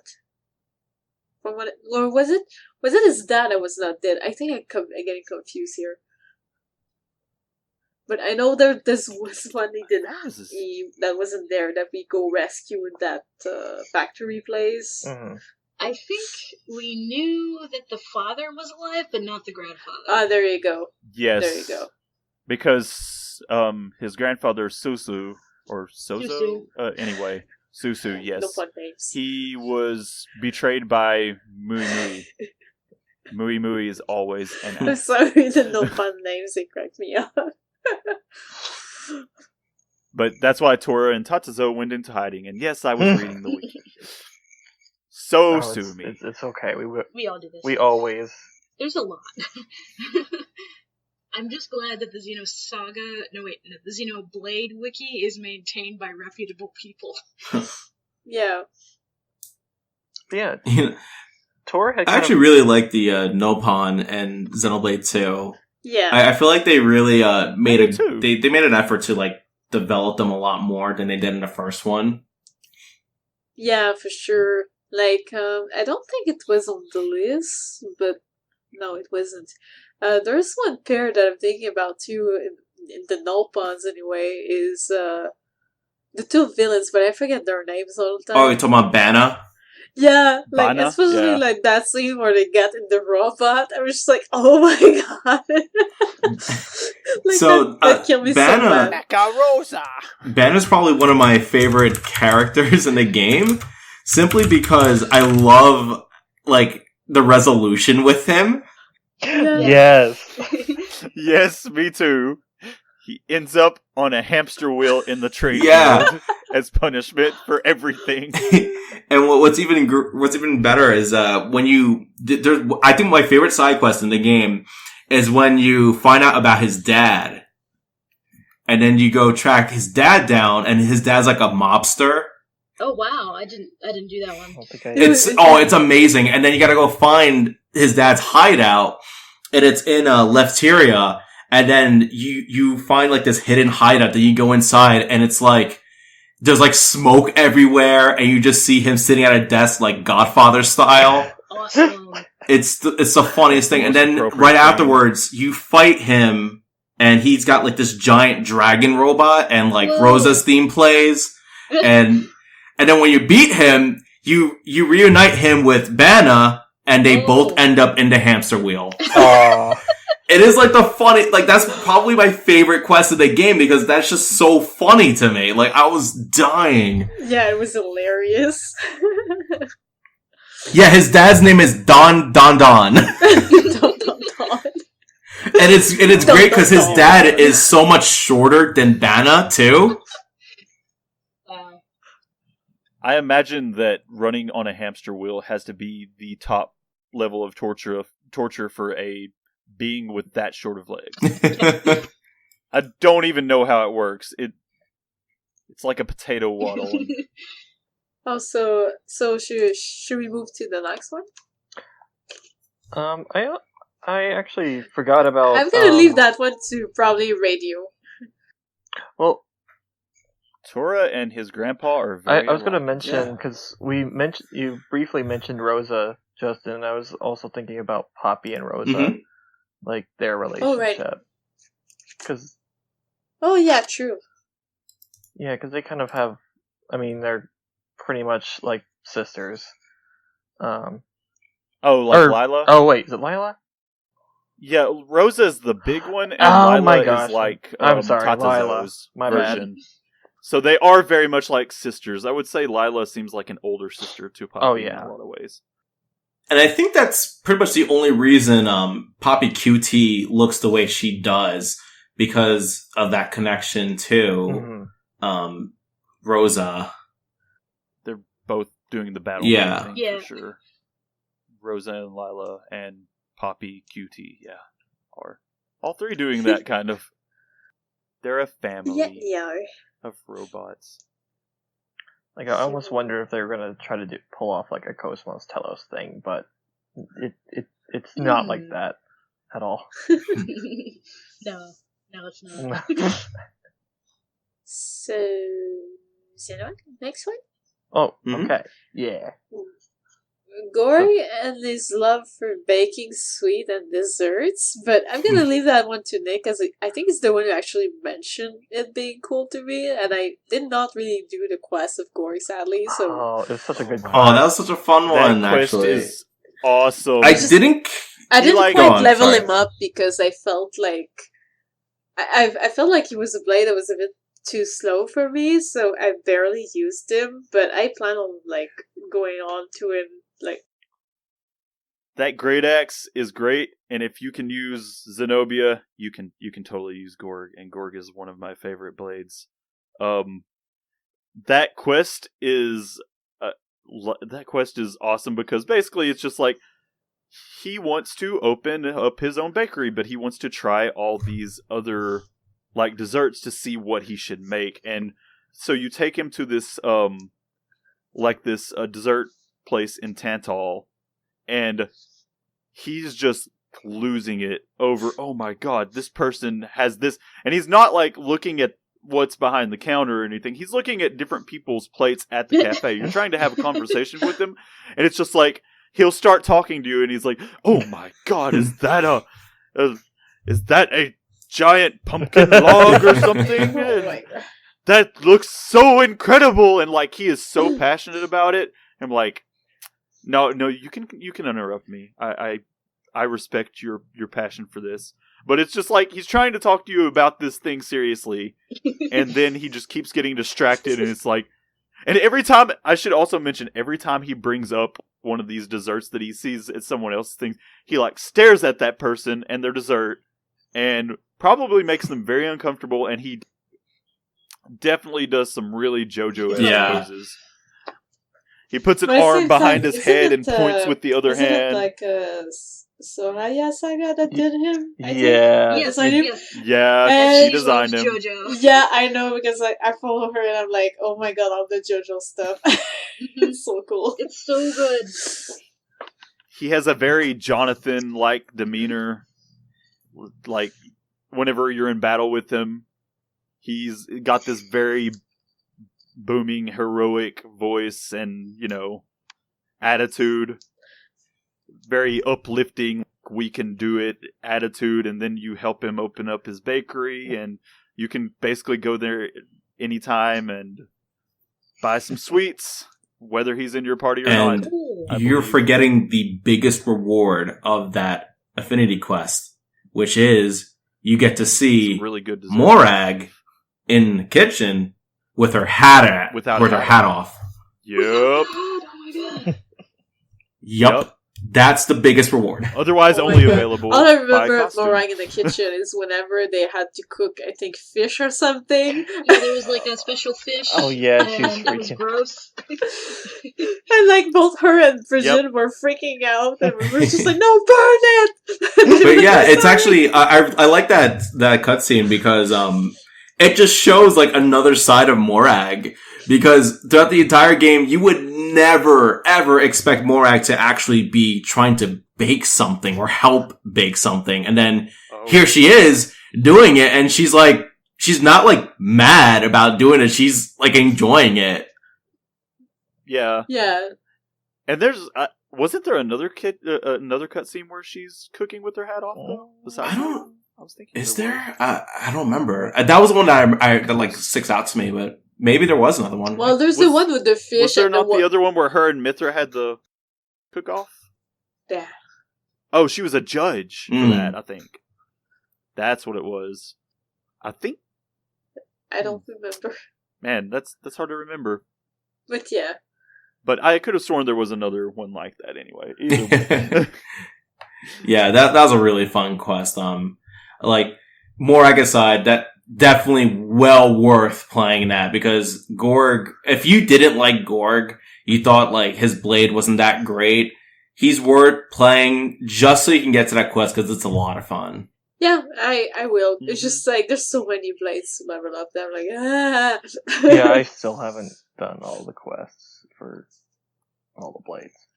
I might not have even seriously put him on this list, but he definitely showed a huge passion for what he wanted to do, and he had a dream, so it was pretty nice. It was pretty good to see. So the next one is Matthias and the world.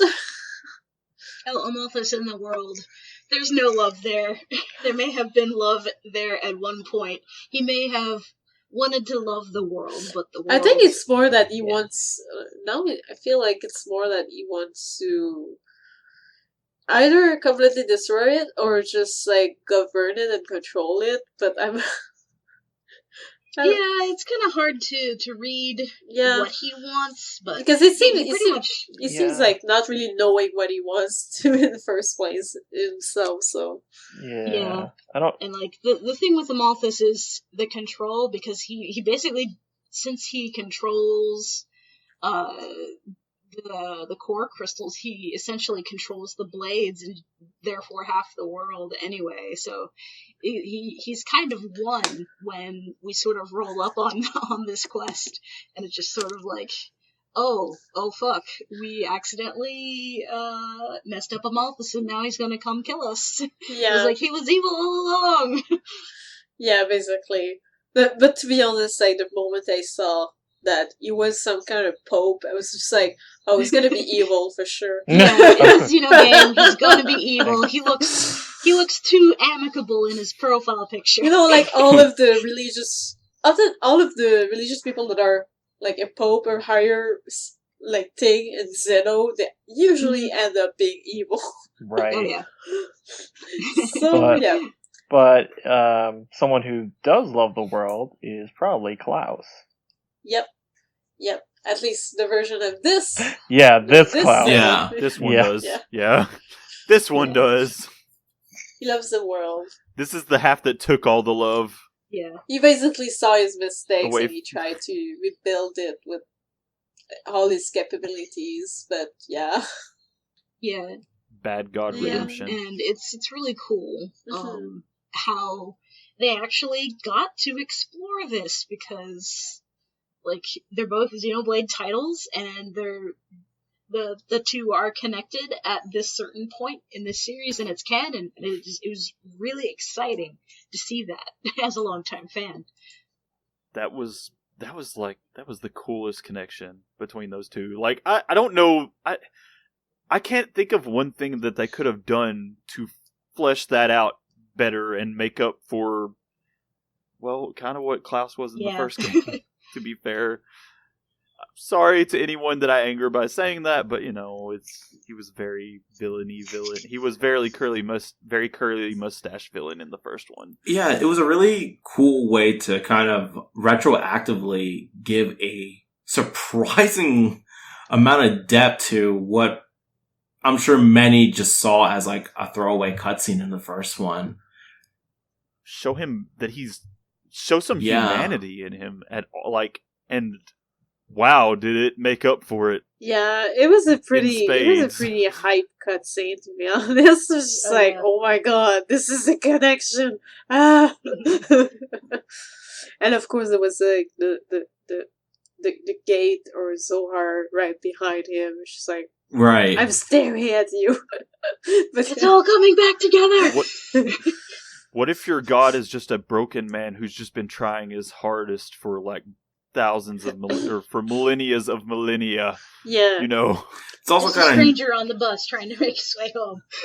Yeah, it's also kind of neat that that like once we learn about this kind of these parallel worlds and this duality of this guy, it's kind of neat because it kind of explains why Blade 2 and Blade 1 are so different in terms of their tone.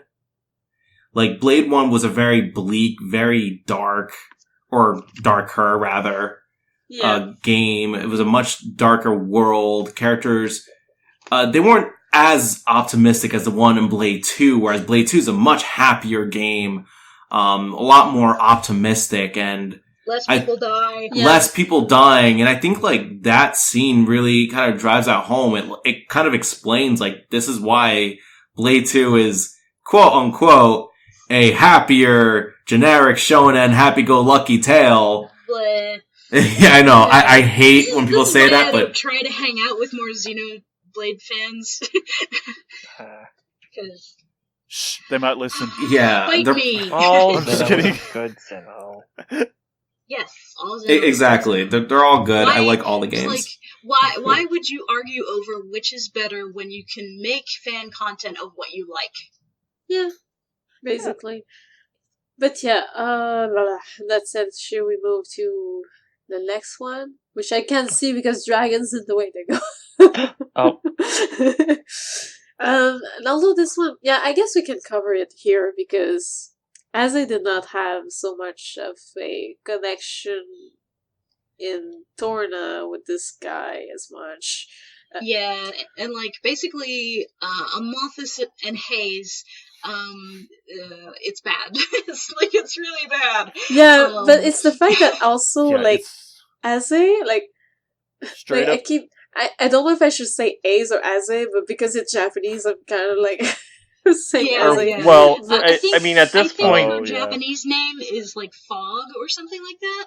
Yeah. Well, at this, so I just say the English word Haze. But at this point, we're talking about her current form, which is Fan Lenorn or Fan Lenorn. Yeah, Fan Lenorn. Yeah. Fan Lenorn. Yeah. It's just Lenorn. I said Aze because it was like easier to remember. Yeah, I had to Google that real quick. Just like, what was her name before? Yeah, actually, I just had to check it. Kasumi is the Japanese name of Haze. So. But yeah. But it is still Fan Lenorn in basically, Japanese. like you get to meet Ace as basically, she's basically like the blade of Amatus, and she helps like bringing the group up to him or something like that. Like she's like a guide or a messenger most of the time, or helping out and stuff. But she does not remember her past life at all, since she kind of rebooted, and like it's kind of a shame, because at the same time, like if she did remember, she would remember how Almatus was like evil and shit, and she would not stay there. Yeah, but she's kind of brainwashed, and I would call this relationship abusive. But he also had taken part of her curl crystal as well to get some of her powers. So it's extremely abusive and toxic, and not so good. But I could cover the tiny part of like Jin and Ace in this game without going too much depth. But we know that Jin knew the old Ace and remembers, so I think that's why he did what he did, which was pretty much freeing her the most coldish way ever. Yeah. Wow, Jin seems to be doing a lot of murder. Yeah, basically. But yeah, I was actually sad when that happened, though, because I was like, but I loved her. She was so cute. Yeah. But I think that covers most of it. Like it was mostly an abusive relationship. It wasn't so much about love, but at the same time I found that it was something that had like enough going on that, you know, like for a while, because Ace was so brainwashed and stuff, like she had high respect for Amaitis, but like at the same time it was just like you poor thing. It sort of like represents how tight a grip Amalthus has on this world when we as we're playing through it, and going back through Torna, and like just really gives you a better feel of how a more free world is. Yeah. So the next one is Azami Undying Love for a Driver. Oh boy, this one. Yandere Danger. Gothic Yandere. Yeah, Yandere, and getting the FBI involved if Rex is her driver. Appropriately. Although I did not see her entire quest. I think I was missing still like one sequence of that. I don't remember. But yeah, she's kind of creepy. Yeah, she is obsessed with whichever driver you have on her, especially when you do. And when you finish her quest, she actually gets another cutscene depending on your driver too. And it is a little bit different based on who it is. Oh. I did not realize it was driver. Oh, actually, I think I might. I didn't know if they did that or if they just made her like suggest it was Rex all the time, because I had unlocked her on Rex, so I just kind of. It seemed very towards the group in general to me, so I wasn't sure. I think I got but her that's on cool Morag. Did not know that. When I had her on Rex. But yeah, her on Rex is it's definitely very, very concerning. I don't think I got very far in her quest line, but I do remember her being extra. Yeah. Yeah. No, but that's kind of her character. She's very much that person. Do not cheat on her. Do not replace her. Otherwise, she will come find you and she'll probably kill you. Yep. Be careful of how much you send her off on Merc missions. Huh. That didn't stop me. I did it all the time. I just sent her off on Merc Oh, me too. Me too. She was actually my first blade in that game. Oh, wow. So that was, first one I unlocked. Your first blade is some kind of like yandere First freak. rare. Oh my god. Adenine was like after that, right after that. But, Adenine was actually my first blade. But do we want to add more to Azami, or we just leave it at like creepy yandere danger? Please flee. Pretty much. I mean, kind of everything she does screams that, but... Okay. Yeah, there's not much else to say. I like her design. Yes. Her design is cool. Oh, yeah. Her combat style is kind of interesting because it's you know, it's kind of weird how she's like so obsessive about you and doesn't want you to die, yet she's at her best when her driver is about to die. So all of her playstyle relies on you being low on health, and then that buffs her attack significantly. Yeah, because she doesn't want you to die. She's like, oh my god, he's gonna die, I'm gonna kill you. She has an undying love. But yeah, so the next one is Adenine and their love for books.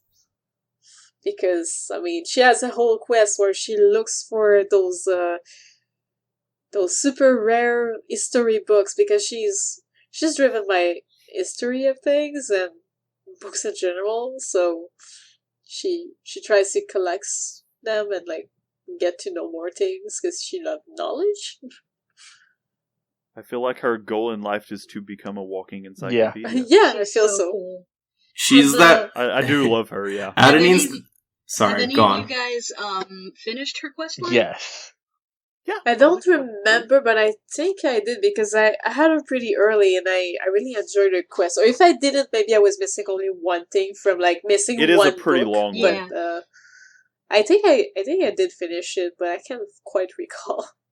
But for people listening who haven't, it's just you get to go all the way up to the world tree, and there's like this special room that you get to unlock if you get all the books to it, and it's like I forget exactly what it is, but I remember it being really cool.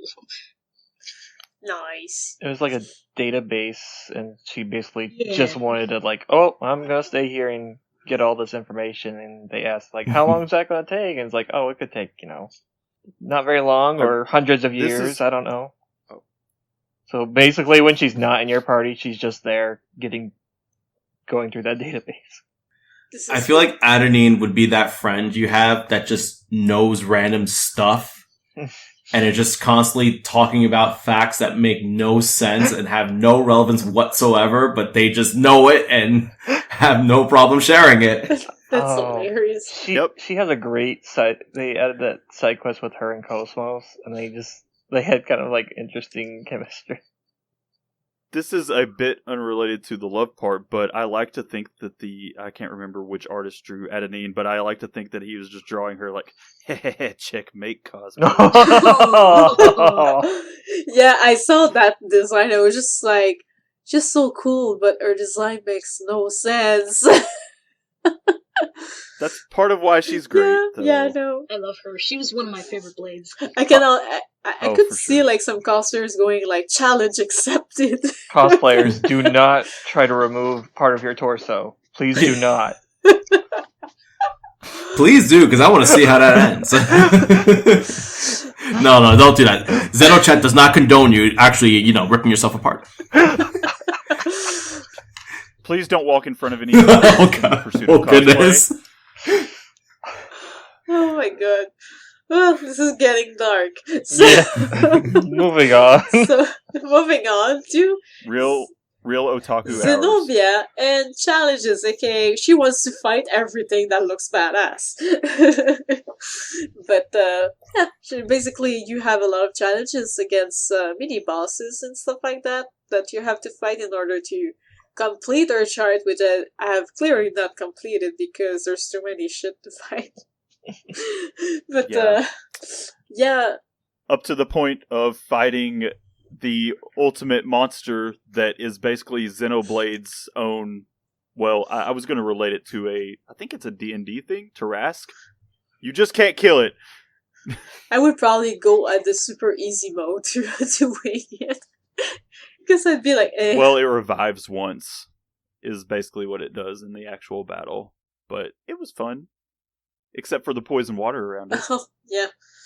That place would... She has a love for danger. That place in the poison waters.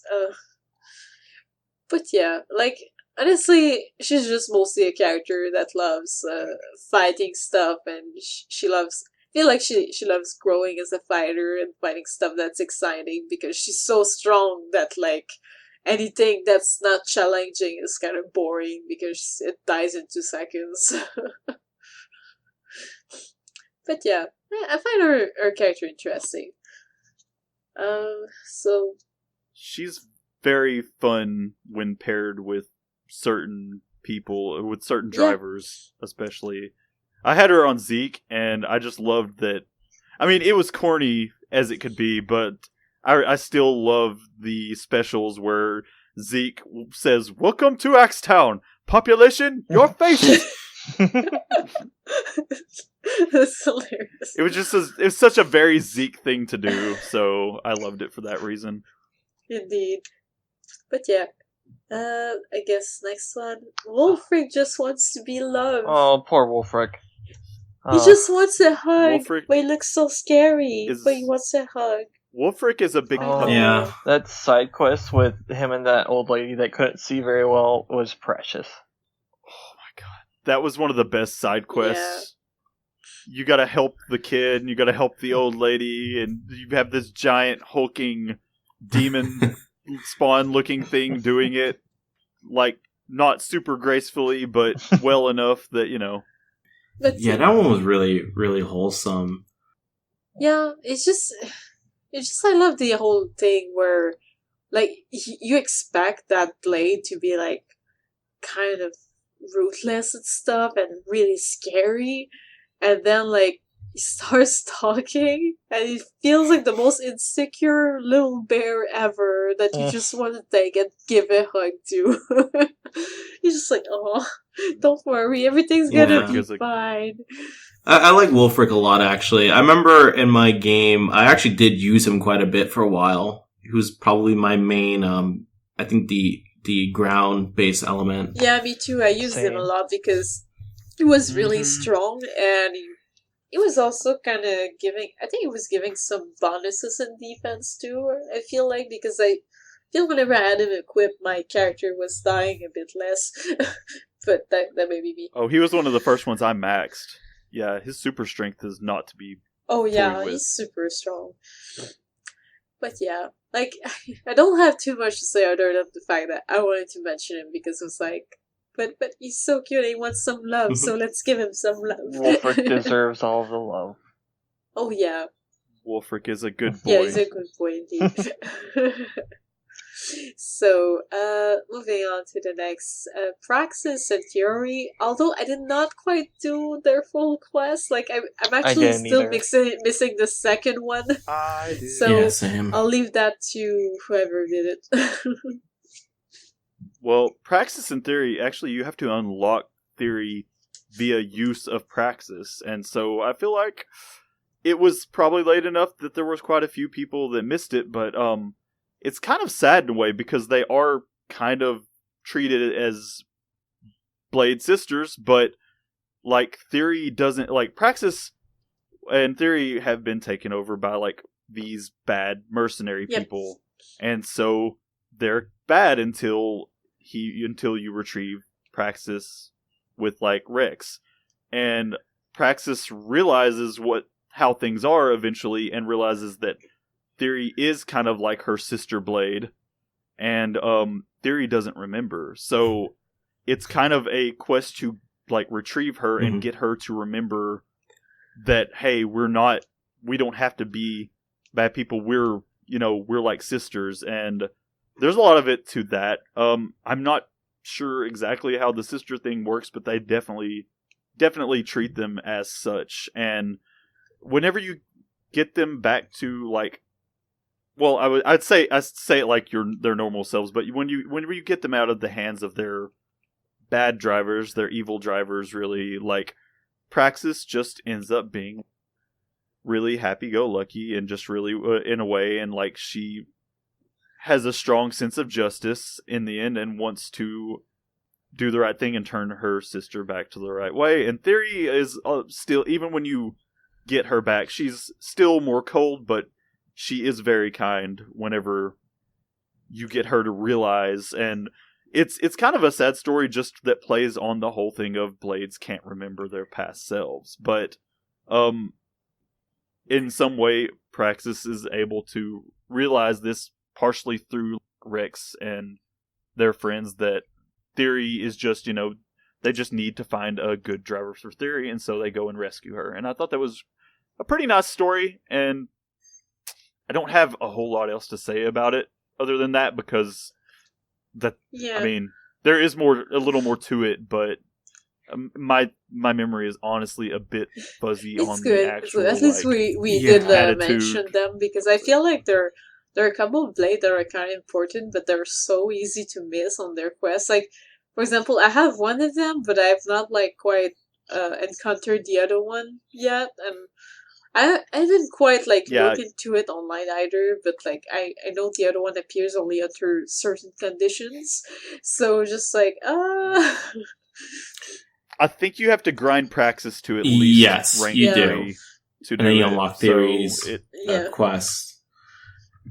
So if you don't like using Praxis, I think it's more a matter that I use some specific blades more, and I have too many, and she kind of fell a bit in the background. But moving on though to the next one. Before we do that, I'll just add one more thing to Praxis and Theory. Go ahead.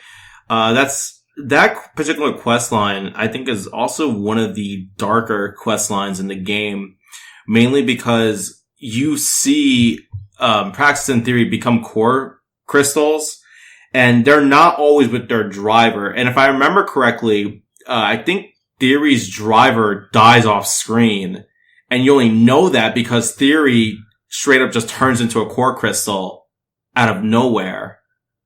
Oh. Because I think... I believe because I think there was a part where their drivers, they were evil, and so there was a manhunt that was launched for them, and then they eventually do find them. And because Praxis and Theory, they kind of are allowed to wander on their own, you just suddenly see them just turn into crystals. Yeah. Yeah, I forgot which one it was. Yeah. I think it might have been Theory that turned into a crystal. I think it was Theory, because I think you actually go and take out Praxis's drivers mostly, but I think you're thinking about Theory. I know there's a showdown with Theory where you're trying to get her to realize, but I think in the end that's basically what does happen. I think Theory was kind of... I want to say that she might have been shared by the mercenary group a little bit, as far as being used as a tool by them. So I think that was how that happened. I don't want to say for sure because I don't remember as clearly on that part. And I also remember that Theory's quest, it's a long quest, and for the majority of it, Theory is very much just this indifferent, cold person. And it's not an immediate shift. It's, you really have to be there with her. And it's honestly kind of heartbreaking when you're seeing Praxis trying her best to keep it together and try to make Theory remember what's going on and understand that she shouldn't be the way she is. And Theory's just kind of sitting there I don't care. I kind of love how they work on a aesthetic level too, because maybe it's dopey, but Praxis being bubbly and also being bubble in design, and then Theory being cold and being icy in design. I also love that Theory is a tank. That's pretty cool. Yeah. That she's so tiny, but she's a tank. It's fitting. It's really fitting. Yep. But yeah. So, the next one is pretty much a pair that that pretty much caused a lot of rage among a lot of Xeno players. Ursula and Barry, aka the worst blades level up ever. Yeah. I don't know what they were thinking with this, but still though, in terms of character, I still think she's kind of interesting. It's just that the leveling up of that blade is so jarring that it's it's insane. I hear people... Her voice was grating enough to me to start with. I don't hear know, people I found her cute. complain about this, but I actually didn't even try to pursue this. What do you have to do exactly? Here's my advice for completing her quest. Is there like a new show that you guys want to watch, or a show that you want to binge, or is there like a new anime, like a 50 episode anime? Put that on, have your Switch in portable mode, and just do the Merc missions while you're watching that show, because my goodness, it is such a grind. It takes so long to do her quest.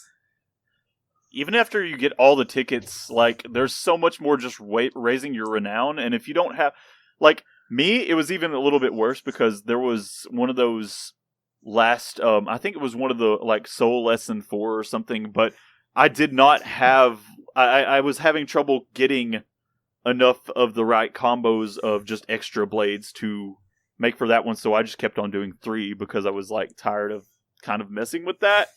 But, yeah, I guess since this is the love episode, kind of, what we really want to know is, does anyone love this quest? Because I find it a little hard. Nope. And, okay. The reward for it is that, obviously, you max out her affinity chart. And Ursula does have some decent abilities. Like, one of her more useful skills is that if you switch to her, it's a full party heal. I think, like, 40% or something like that. She is one of the best. So that's just switching to her. So if you have like a fast blade switch core, you can basically just swap to her very quickly. If you need a quick party heal. But other than that, the quest is really tedious and long. It's not a bad story though, because there is a good ending. Because it's her trying to find confidence to perform in front of other people, because throughout most of her quests, she's very anxious. She's scared of being in front of others, and she doesn't have a whole lot of confidence in herself. She doesn't know if people are going to like her. She's very hesitant to start her singing career. And so it is kind of cute to see her gradually gain more fans. People gradually start saying things about her and start liking her more, because towards the end, she learns to believe in herself. And I think that's a good story. Yeah. It's just a shame that it's behind such a tedious process. Yeah, I was thinking the same. That's why I kind of put her on the list, because I was like, it's still an interesting character with an interesting story and life lesson in a way. So I was like, well, I kind of find it interesting that she goes over stuff like that, but sometimes it's just like, it sucks because I do want to see the ending of that quest, but it's just like, no. I will say something halfway good about that quest. I think that is some pretty decent meta commentary in a way, because it is definitely a show for, hey, practice can definitely be boring, but yeah, it's just like, it really replicates the tedium of practicing something to get better in a way. Yeah. That's all I'll give it. Alright. So yeah, moving on. Next one. Boreas and his food. I hate Boreas. And the reason I hate him is because, you know how like when you awaken a blade, you can see the silhouettes? Yeah. Boreas' silhouette keeps coming up and I never get him, and I still haven't gotten him yet. Oh no, that sucks. But until I got him, that was like every time I noticed his silhouette was like almost every time. I admit though, I did get him pretty late myself. I think his drop rate is kind of low, but yeah, I did start. I did start his quest though, but I don't think I finished it. But I did start it, and it's kind of hilarious. It's funny. It ends in an eating contest. And while Boreas is funny, he's also kind of a jerk just by way of him being so impatient with everything. Yeah, definitely. And, like, because he is super fast, and he is also super hungry. And so his quest is basically going from place to place to try the best food here to the best food there, and he's, like, really impatient about it, so... And to build up, like, his affinity levels, you've got to load his locker with food. Yeah. It's crazy. But yeah, he just loves food and doesn't care about anything else. Just like, pretty much like, although cats do like cuddles, but like they often are more after the food. I find, but yeah, he's a bit like a big independent cat that just wants its food. Yep. There's Boreas and Food Quest is like me whenever I go to Montreal. there's a lot of like the just like the where we're trip gonna you eat just next. did just now when we went around tons of restaurant eating. Basically, yes, it's a tour. It's like tour of before the restaurants. con and during the con, we barely eat and we're just like running all over the places. And then after the con, we just go all out and eat in all of the best restaurant in Montreal. It's hilarious. But yeah. Next one. Dagus and himself. Although I just now got this one not long ago, so I didn't get to do much with him. But still. Oh, he is a king. Dagus is fun. Dagus. Yeah, for the longest time I really wanted him. It's the one on the throne. Yeah. If you let him just sit there for a while, his idle animation goes to he sits down on okay, the yeah, I throne, recently then he just got him spawns. too. The one that looks super fabulous.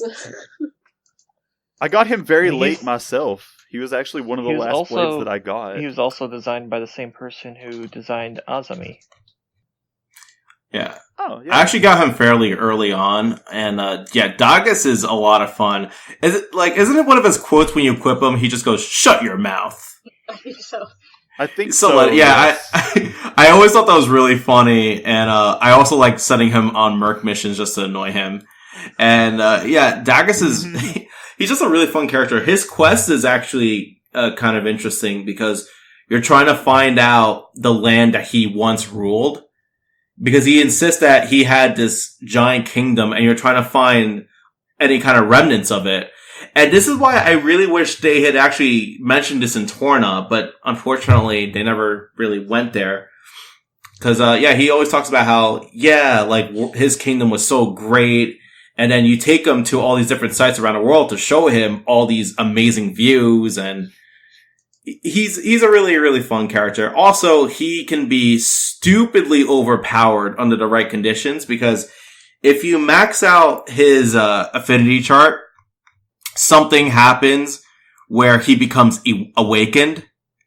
And when he's awakened, you have to do the entire chart all over again. Oh, what? Oh, And wow. but here's where it gets crazy though. It stacks up the boost. So the crazy part about him is he has this one skill called Kaiser Zone. And what that does is it increases damage dealt for, I believe, the whole party by 120%. Holy crap. Holy crap. So wait, if you do the affinity chart twice, does that mean that it boosts that 2 times? Well, no, that skill only happens in the second chart. Oh, okay. But still, whoa. Oh wow. Wow. You're trying to tell me that Dagus is demanding? Basically. How I very really Yeah, like you his really have to- design too. Oh my gosh. Oh, yeah, his design's great. I kind of feel He's one that I wish I I'd kind of raised feel more. like him being the only one to have that sort of gyps progression out of the rest of the lot, but that's fascinating actually. Okay, I need Yeah, to do he- his quest now. Me too. Yeah, he's a really, really interesting one. I mean, unfortunately, he is a great axe, so his attack is a little bit slow, but Sniffles. still, like, that buff is pretty crazy when you can get it going. Man, the power output of great axes though in that game kind of make up for themselves especially if you get a launch Yeah. and stuff like that. Those are nice. Yeah, I guess, like, the biggest problem with him is that he's a Fireblade, and unfortunately, Fireblades aren't insanely useful in this game because of Pyra. Yeah. Well, you have Yeah, Tyra it's and kinda- you it have kinda the hurts you when you're Bridget, going so up it's just against her. like, Yeah, they outclass almost every Fireblade in the whole game, unfortunately. But Dagus has that weird gimmick where if you stick with him long enough, you can do some ridiculous damage. yeah. But yeah. Cool. I definitely So need to the level him next up more. one is Best Center Driver. Well, this one was really sweet. It was really Very sweet good quest. Yes, it is. Yes. Yeah, because basically... I never finished her quest, actually. Oh. Oh. It was kind of heavy a bit. Sad. Well, Sad. I mean, the one where like you have to keep making the rice balls. The rice Yeah. balls. It's you know what happens to her. Well, like what they. Well, I mean, it goes into stuff with her old driver. So You can probably guess what happens to him if he. Yeah. Yeah. He retires. Just see what that Living. is. But they had a good a good relationship going where she basically was taking care of him and stuff while he was kind of weaker and sick a bit. Like, well, sick I don't know up to what, because he was still the kind of old man that was like kind of acting strong and stuff, even though like he did not have the shape he had like years ago.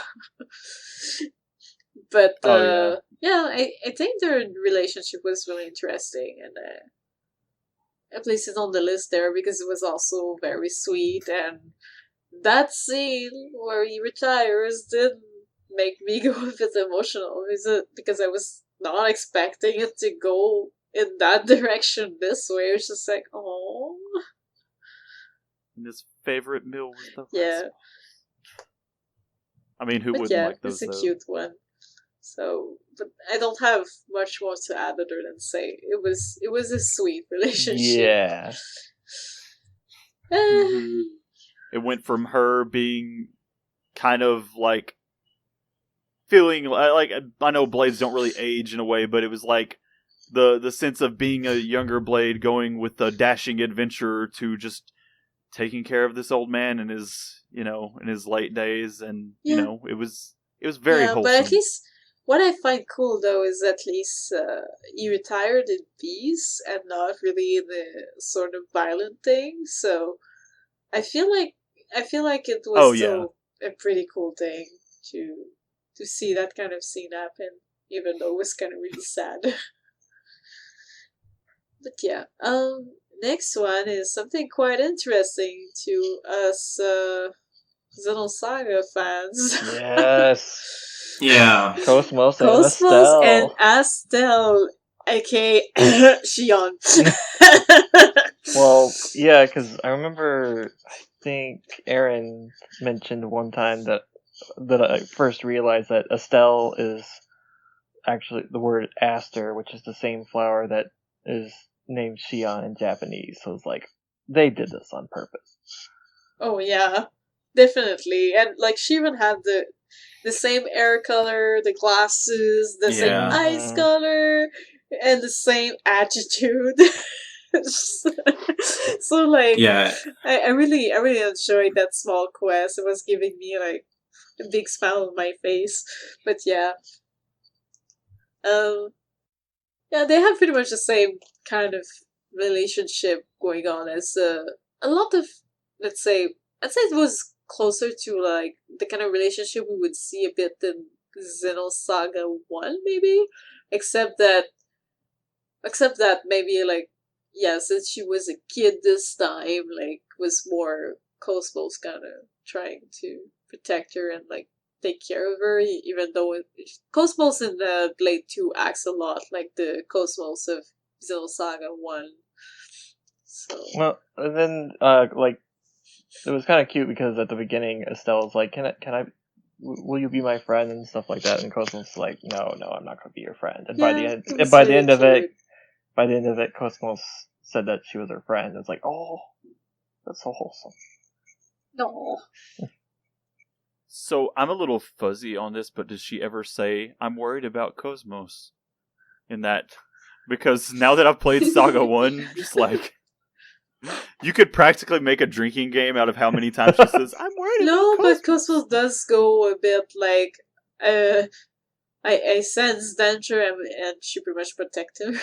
I don't know.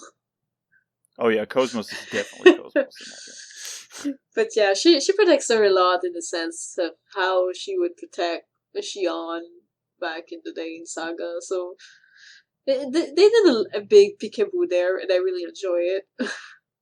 Except I did not quite put the Telos on there because I did not do requests yet.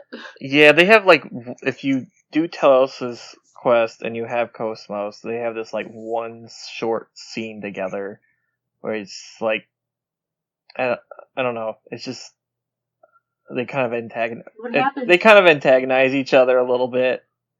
Okay. But by the end of it, they kind of like come to an agreement. So they're like, the party members are like, are they friends or not? I don't know. But it was nice. Yep. It was a It's nice hilarious. little scene. It sadly wasn't voiced, but it was nice.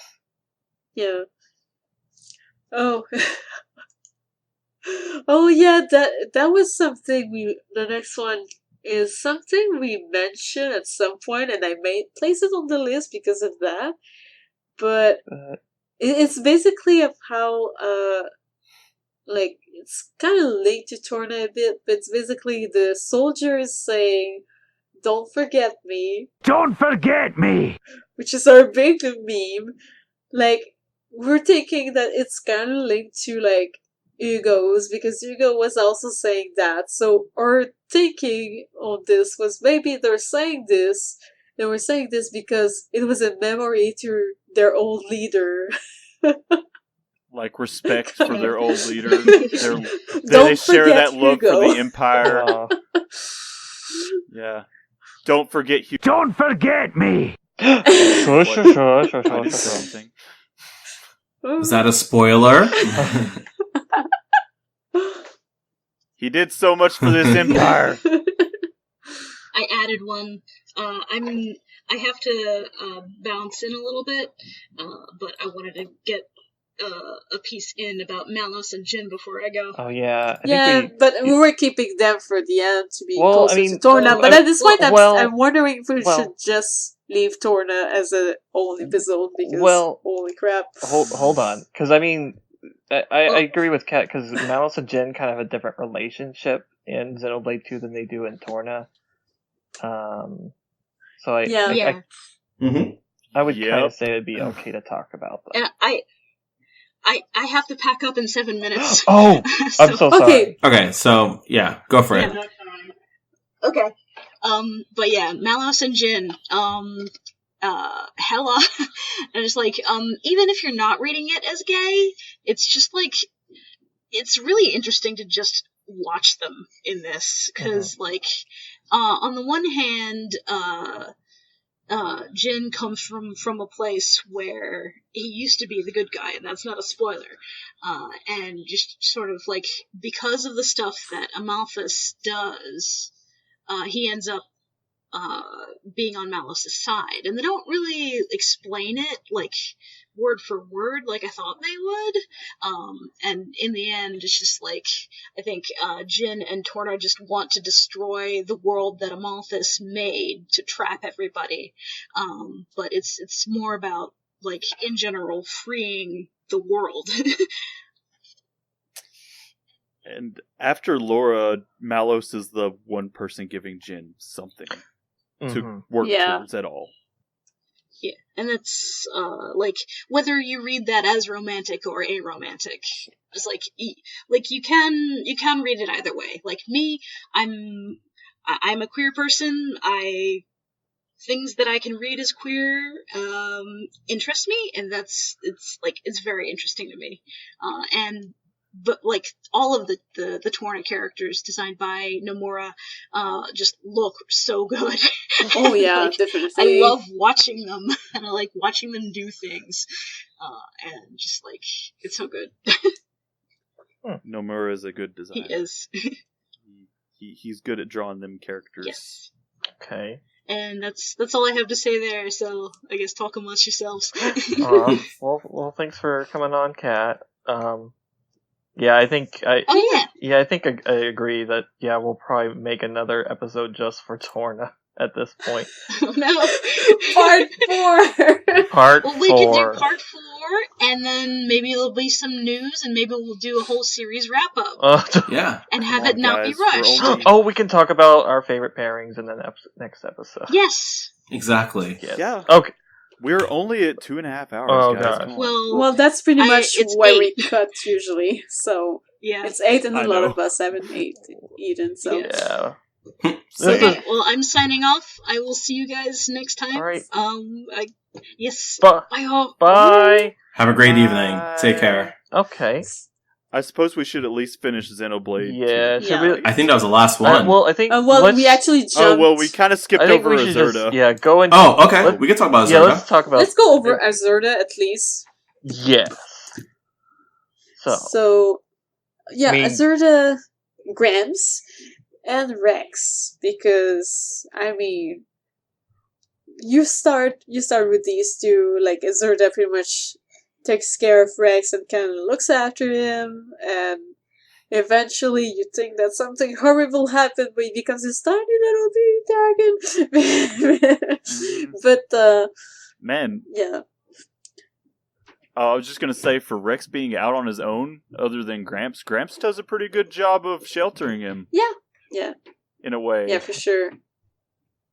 There's a lot that he keeps from him, but you can tell it's definitely out of care for Rex, rather than, just out of being like, I know, but that's he the doesn't thing, need to he know cares this. for Rex, so he waits for... Like, he knows a lot, but he waits for good moments to actually say some things, and he really just want to take good care of Rex in general.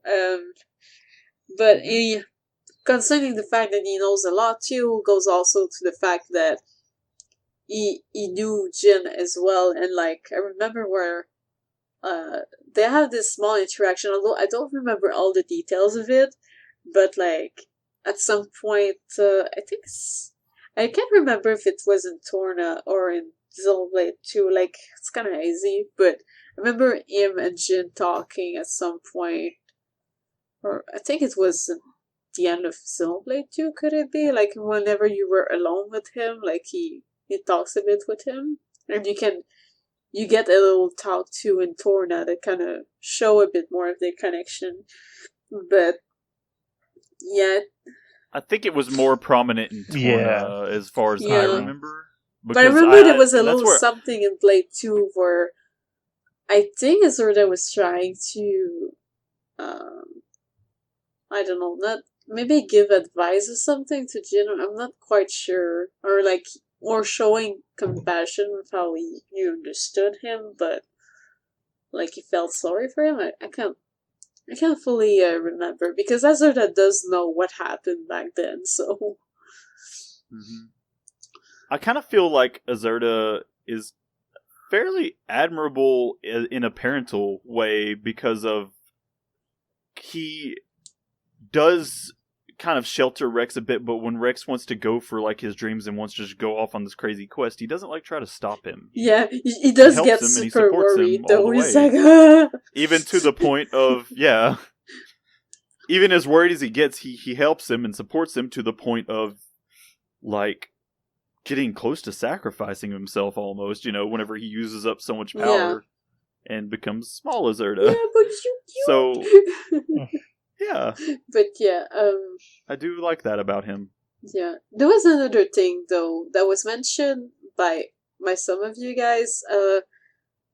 Azurda having possibly a girlfriend in the past that screwed him over, and like a lot of apparently there was a sort of thing going on, a sort of theory that it could have been Shiba because of the 1 million that was given in the past, and I think she ran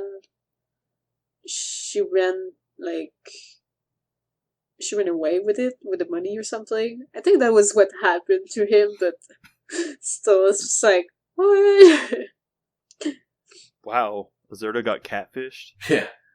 That'd be really interesting. Considering that Shiba would have zero interest in Azurda. Right.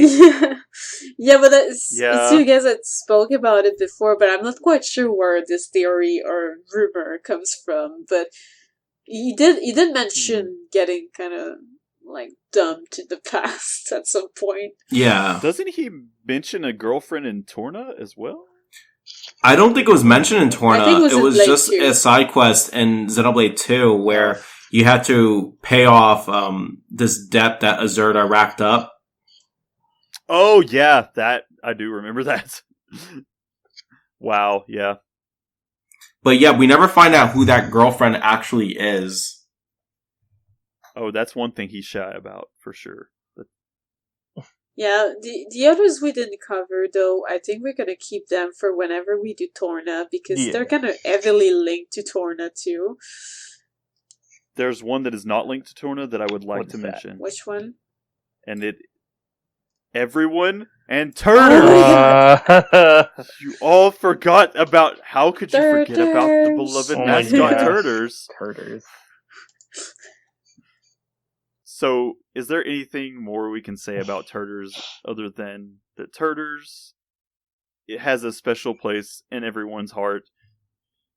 I mean, maybe we leave him on the ground by accident sometimes and forget, but you're not going to move anywhere without, taking Turters along. He's just... I mean, what would the story even be without Turters? He's such a central character. Yeah, I wouldn't play this game if Turters wasn't in it. Yeah. Just... I mean... Everything is better with Turters. Is everything. So yeah, I guess we should probably wrap here and do Torna and do our 4th episode. Yeah, I had a sneaking feeling this might happen, but it's totally fine. Me too. But yeah, so yeah, next time we'll... There is yet more that can be discussed. Yeah, we'll cut because it. I think Torna will also take quite a bit of time because it's a lot of very heavy relationship things that I think might take a bit more time than just a few minutes each. Yeah, and if there's anything and even if we went fast through them, we could have a little bonus at the end or something. I don't know. Yeah. But yeah, it's... Man, Xenoblade 2 so lovely. It's so... Too blushy. Oh, God. It's too cutie pie. Alright. But, yeah. So, okay. I'll let you do your thing. Okay, yeah, no problem. So yeah, we'll just wrap things up here.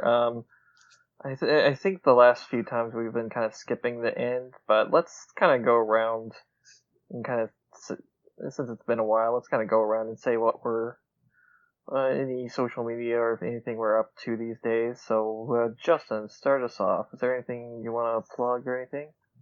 Well, I have started streaming. Oh boy. Yeah, so I have a DLive account. I stream games on there. I've been playing Dragon Quest IV on stream. And I do plan on playing some other games in the future. So yeah, as of right now, I'm trying to do at least one stream a week. So yeah, you can follow me over at DLive. My name over there is Photogenic Justin. You might be wondering why I'm called that. It's because my friends think I'm photogenic. You are. Honestly, that's what it is. You are, though. Aw. That's why this is a video podcast? Yeah. Nobody can actually see my face, though. At least none of our listeners. I can put your face in the next episode video if you want. The episode that just says Xenoblade Love Part whatever, and then has just his face, and everyone will be confused as to why there's that would be hilarious. But yeah, that's what we're doing. I guess I could also announce this. We're close to, even though by the time this episode airs, it'll probably be past it. Yeah. But we're close to the 1-year anniversary of XenoChat. Yay. Go figure. Yay. Yay. And yeah, we have a 1-year anniversary special coming out. I'm also considering doing a Xenoblade cross stream. And hopefully maybe getting some other folks in on it. Maybe we can do some questing together. Because I think the online still works. I've been preparing. In fact, I actually played it today. Oh, beautiful. I gotta turn it on, too, so I can remember how to play it in preparation for it. I'm getting my Wii U back on Monday, aka tomorrow. So. Nice. Oh, lovely. So yeah, you two are more than welcome to join, and we can definitely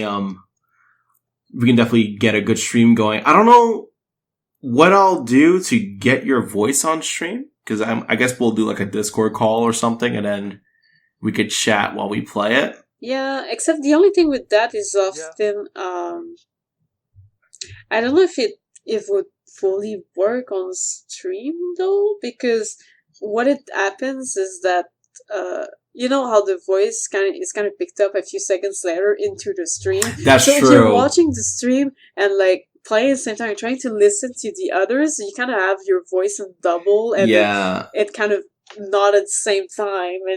It throws me off. So I don't know if we'll be able to do a full live stream. But I have to check into the options, see if there's something we can do about the audio to just. Well, I have streamed before, but I had to turn my audio on the game, or on the not the game, but on the stream on mute. Like I couldn't, Yeah.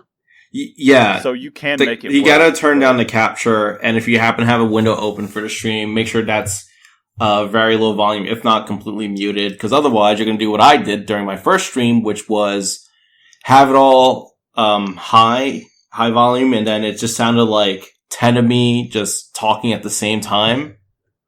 Infinite. Yeah, basically. It's like I was a freaking Naruto character, and I just did like Shadow Clone. I said that and thought of Infinite Justice Gundam. All right. But yeah, that's been what I've been doing. Otherwise, Operation Rainfall, we're starting to cover manga some more. Oh, nice. So we do have manga reviews coming out. I will be at a video game con in September, and also will be at Anime NYC in November. Nice. All right, Mary, what's going on with you? I currently finished my current big season rush. I'm relaxing a bit before I go and die in cosplay again. But yeah, I'm technically my next big confirmed con is KatsuCon, although I'm also trying to go to Anime NYC. Just I'll kind of pay a few things of KatsuCon first and see afterwards if I can afford both, because it's kind of expensive for me to go to the US, but I really want to go. But yeah, that's pretty much it. Possibly Anime NYC, pretty 200% KatsuCon, because it's gonna be a huge Xeno party. And saying that, I'm also inviting people to come there if they want to meet us, because we're pretty much gonna have, I think we have almost the whole main crew. It's just pretty much everyone will be there. So if you guys want to meet us, that's the place to go. Yeah, we'll all be there, and actually, we have a Facebook group, or rather event page, set up for a big photo shoot meetup that we want to organize there. Yeah. And hopefully get some other little events that we can do. I'm basically trying to launch a sort of multi-day cosplay group where we would have maybe Xenoblade on Friday, Xenosaga on Saturday, and Xenogears on Sunday. But at the same time, for now it's still kind of very rough because I was too busy to really take care of anything, but I'm about to take care a bit more of it and try to organize it better so that we can technically let people know as early as possible, hey, there's a group going on, do you want to join in? Okay, you have X amount of months to do your cosplay now, go. It's just because cosplay do take a lot of time, which is holy shit. Margie, I'll be honest, the hat is not even fully finished, and I'm already over 120 hours of work on that thing, and I'm just holy crap, did I really pass this much time on this? But yeah, we're pretty much doing that, and after that, to be honest, my next year at convention, I think I'm gonna cover that more maybe in the next episodes, but I have cons almost every month. I've checked on my lineup and I was just man, I'm insane. Okay. Well, good luck. But it's okay. Yeah, good luck indeed. Although that's also why I want to do kind of a big rush for Katsu and pretty much retake my current cosplays and just work on others, but maybe at a slower rate after that, because I'm gonna kill myself. But yeah, so I guess I'm gonna pass on to Nick. Yes. What's up, Nick? Yeah, I will try to keep mine short and sweet because a lot of it's kind of the same as me. And I'm taking a break from the cosplay for a bit. I'm also not near as skilled as her as cosplay. I'm newer to it, but I will also be part of the Katsu stuff, the Katsucon stuff. I am from the South. I am probably going to be next going to Arkansas Comic-Con in Little Rock, if anybody who listens to this is actually around there, and I don't think this episode will be out in time for you to make it there, just because I said that, but, I'm going to say it anyway. Other than that, I finished Saga 1, I streamed all of it, I had a few people, I made a few new friends through it, and it was awesome, so I would love some people to join me, your choice of maybe enjoy or suffer through Saga 2, depending on how you feel about that. Me? I'll I did try it. Definitely come in. And, like, you did come to my place for Otakuthon, since that's where we were, like, pretty much, like, in the last 2 weeks. But, you did start Zul Saga 2 at my place to have a thirst of it. And I can confirm that I like it a lot better than... Well, I didn't think that I would really hate it or anything, but like it's got a lot of good stuff to it.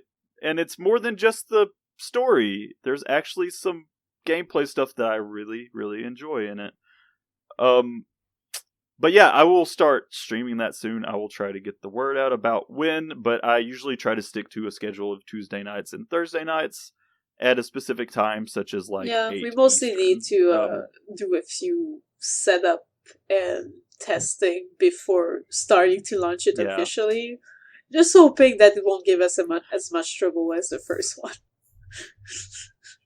It will definitely be at least a few weeks, so maybe by the time this episode gets out, you'll catch close to the start of it or something.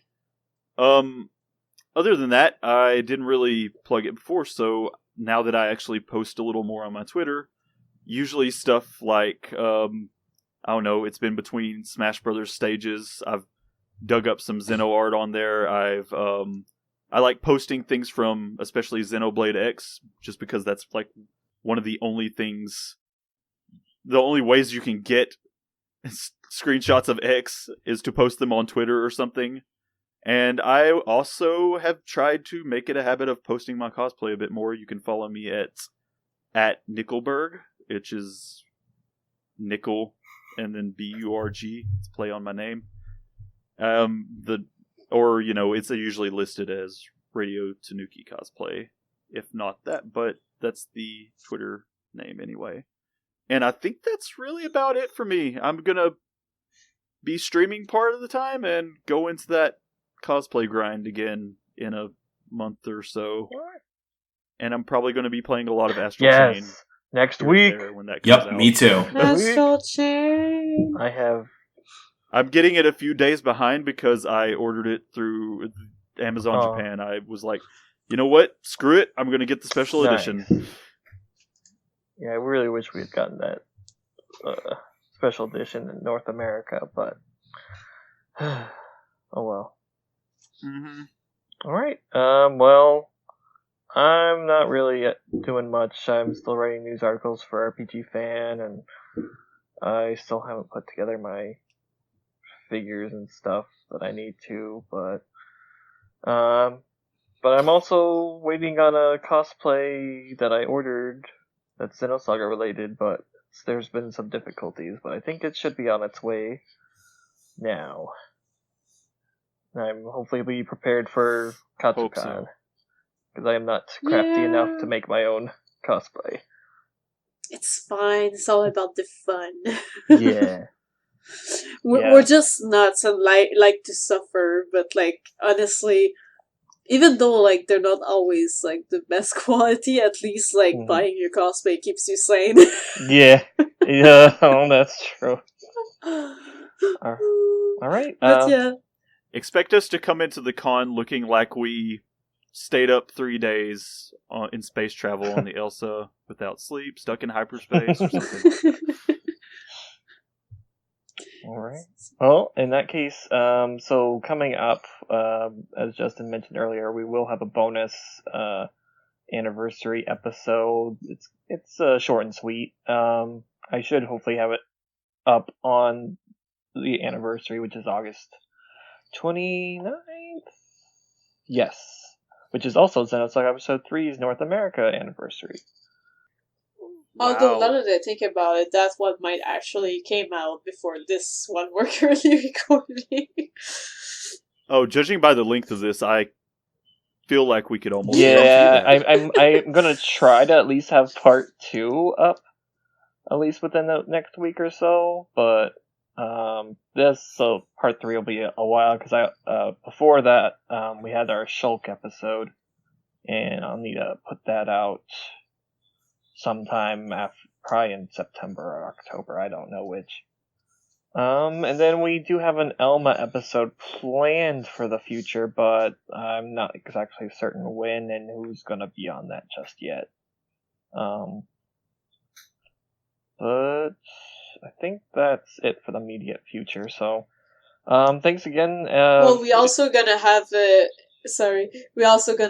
Torna episode because we can fill it in. Yeah, love part 4. Love part 4. How could I forget that? Part 4. We'll have to plan that soon. Oh my god. Oh gosh, but And now you can rap. No, it's okay. There's just so much love in the Xeno series. All right. Well, there's. Well, thanks for joining us. I really appreciate you guys joining us, and I'm glad that you guys keep coming back for these episodes so we can continue our conversation. I really appreciate it. Oh, it's fine. It's fine. Thank you for waiting on us with our cosplay and convention craziness. Oh no, that's no worries. We could not come till now. It would have been weird to do it without you guys, so I really appreciate you. Yeah. All right. Well, and thank you. It's really exciting to get to be part of it. I'm sorry, what? Oh, I was just saying it's really exciting to be part of it, so we're happy to be here. It's good to hear. All right. Well, thanks everyone for listening, and have a good night. Yeah. All right, take care, everyone. Nia, I love you too. I love you and all you guys. So, let's do this together.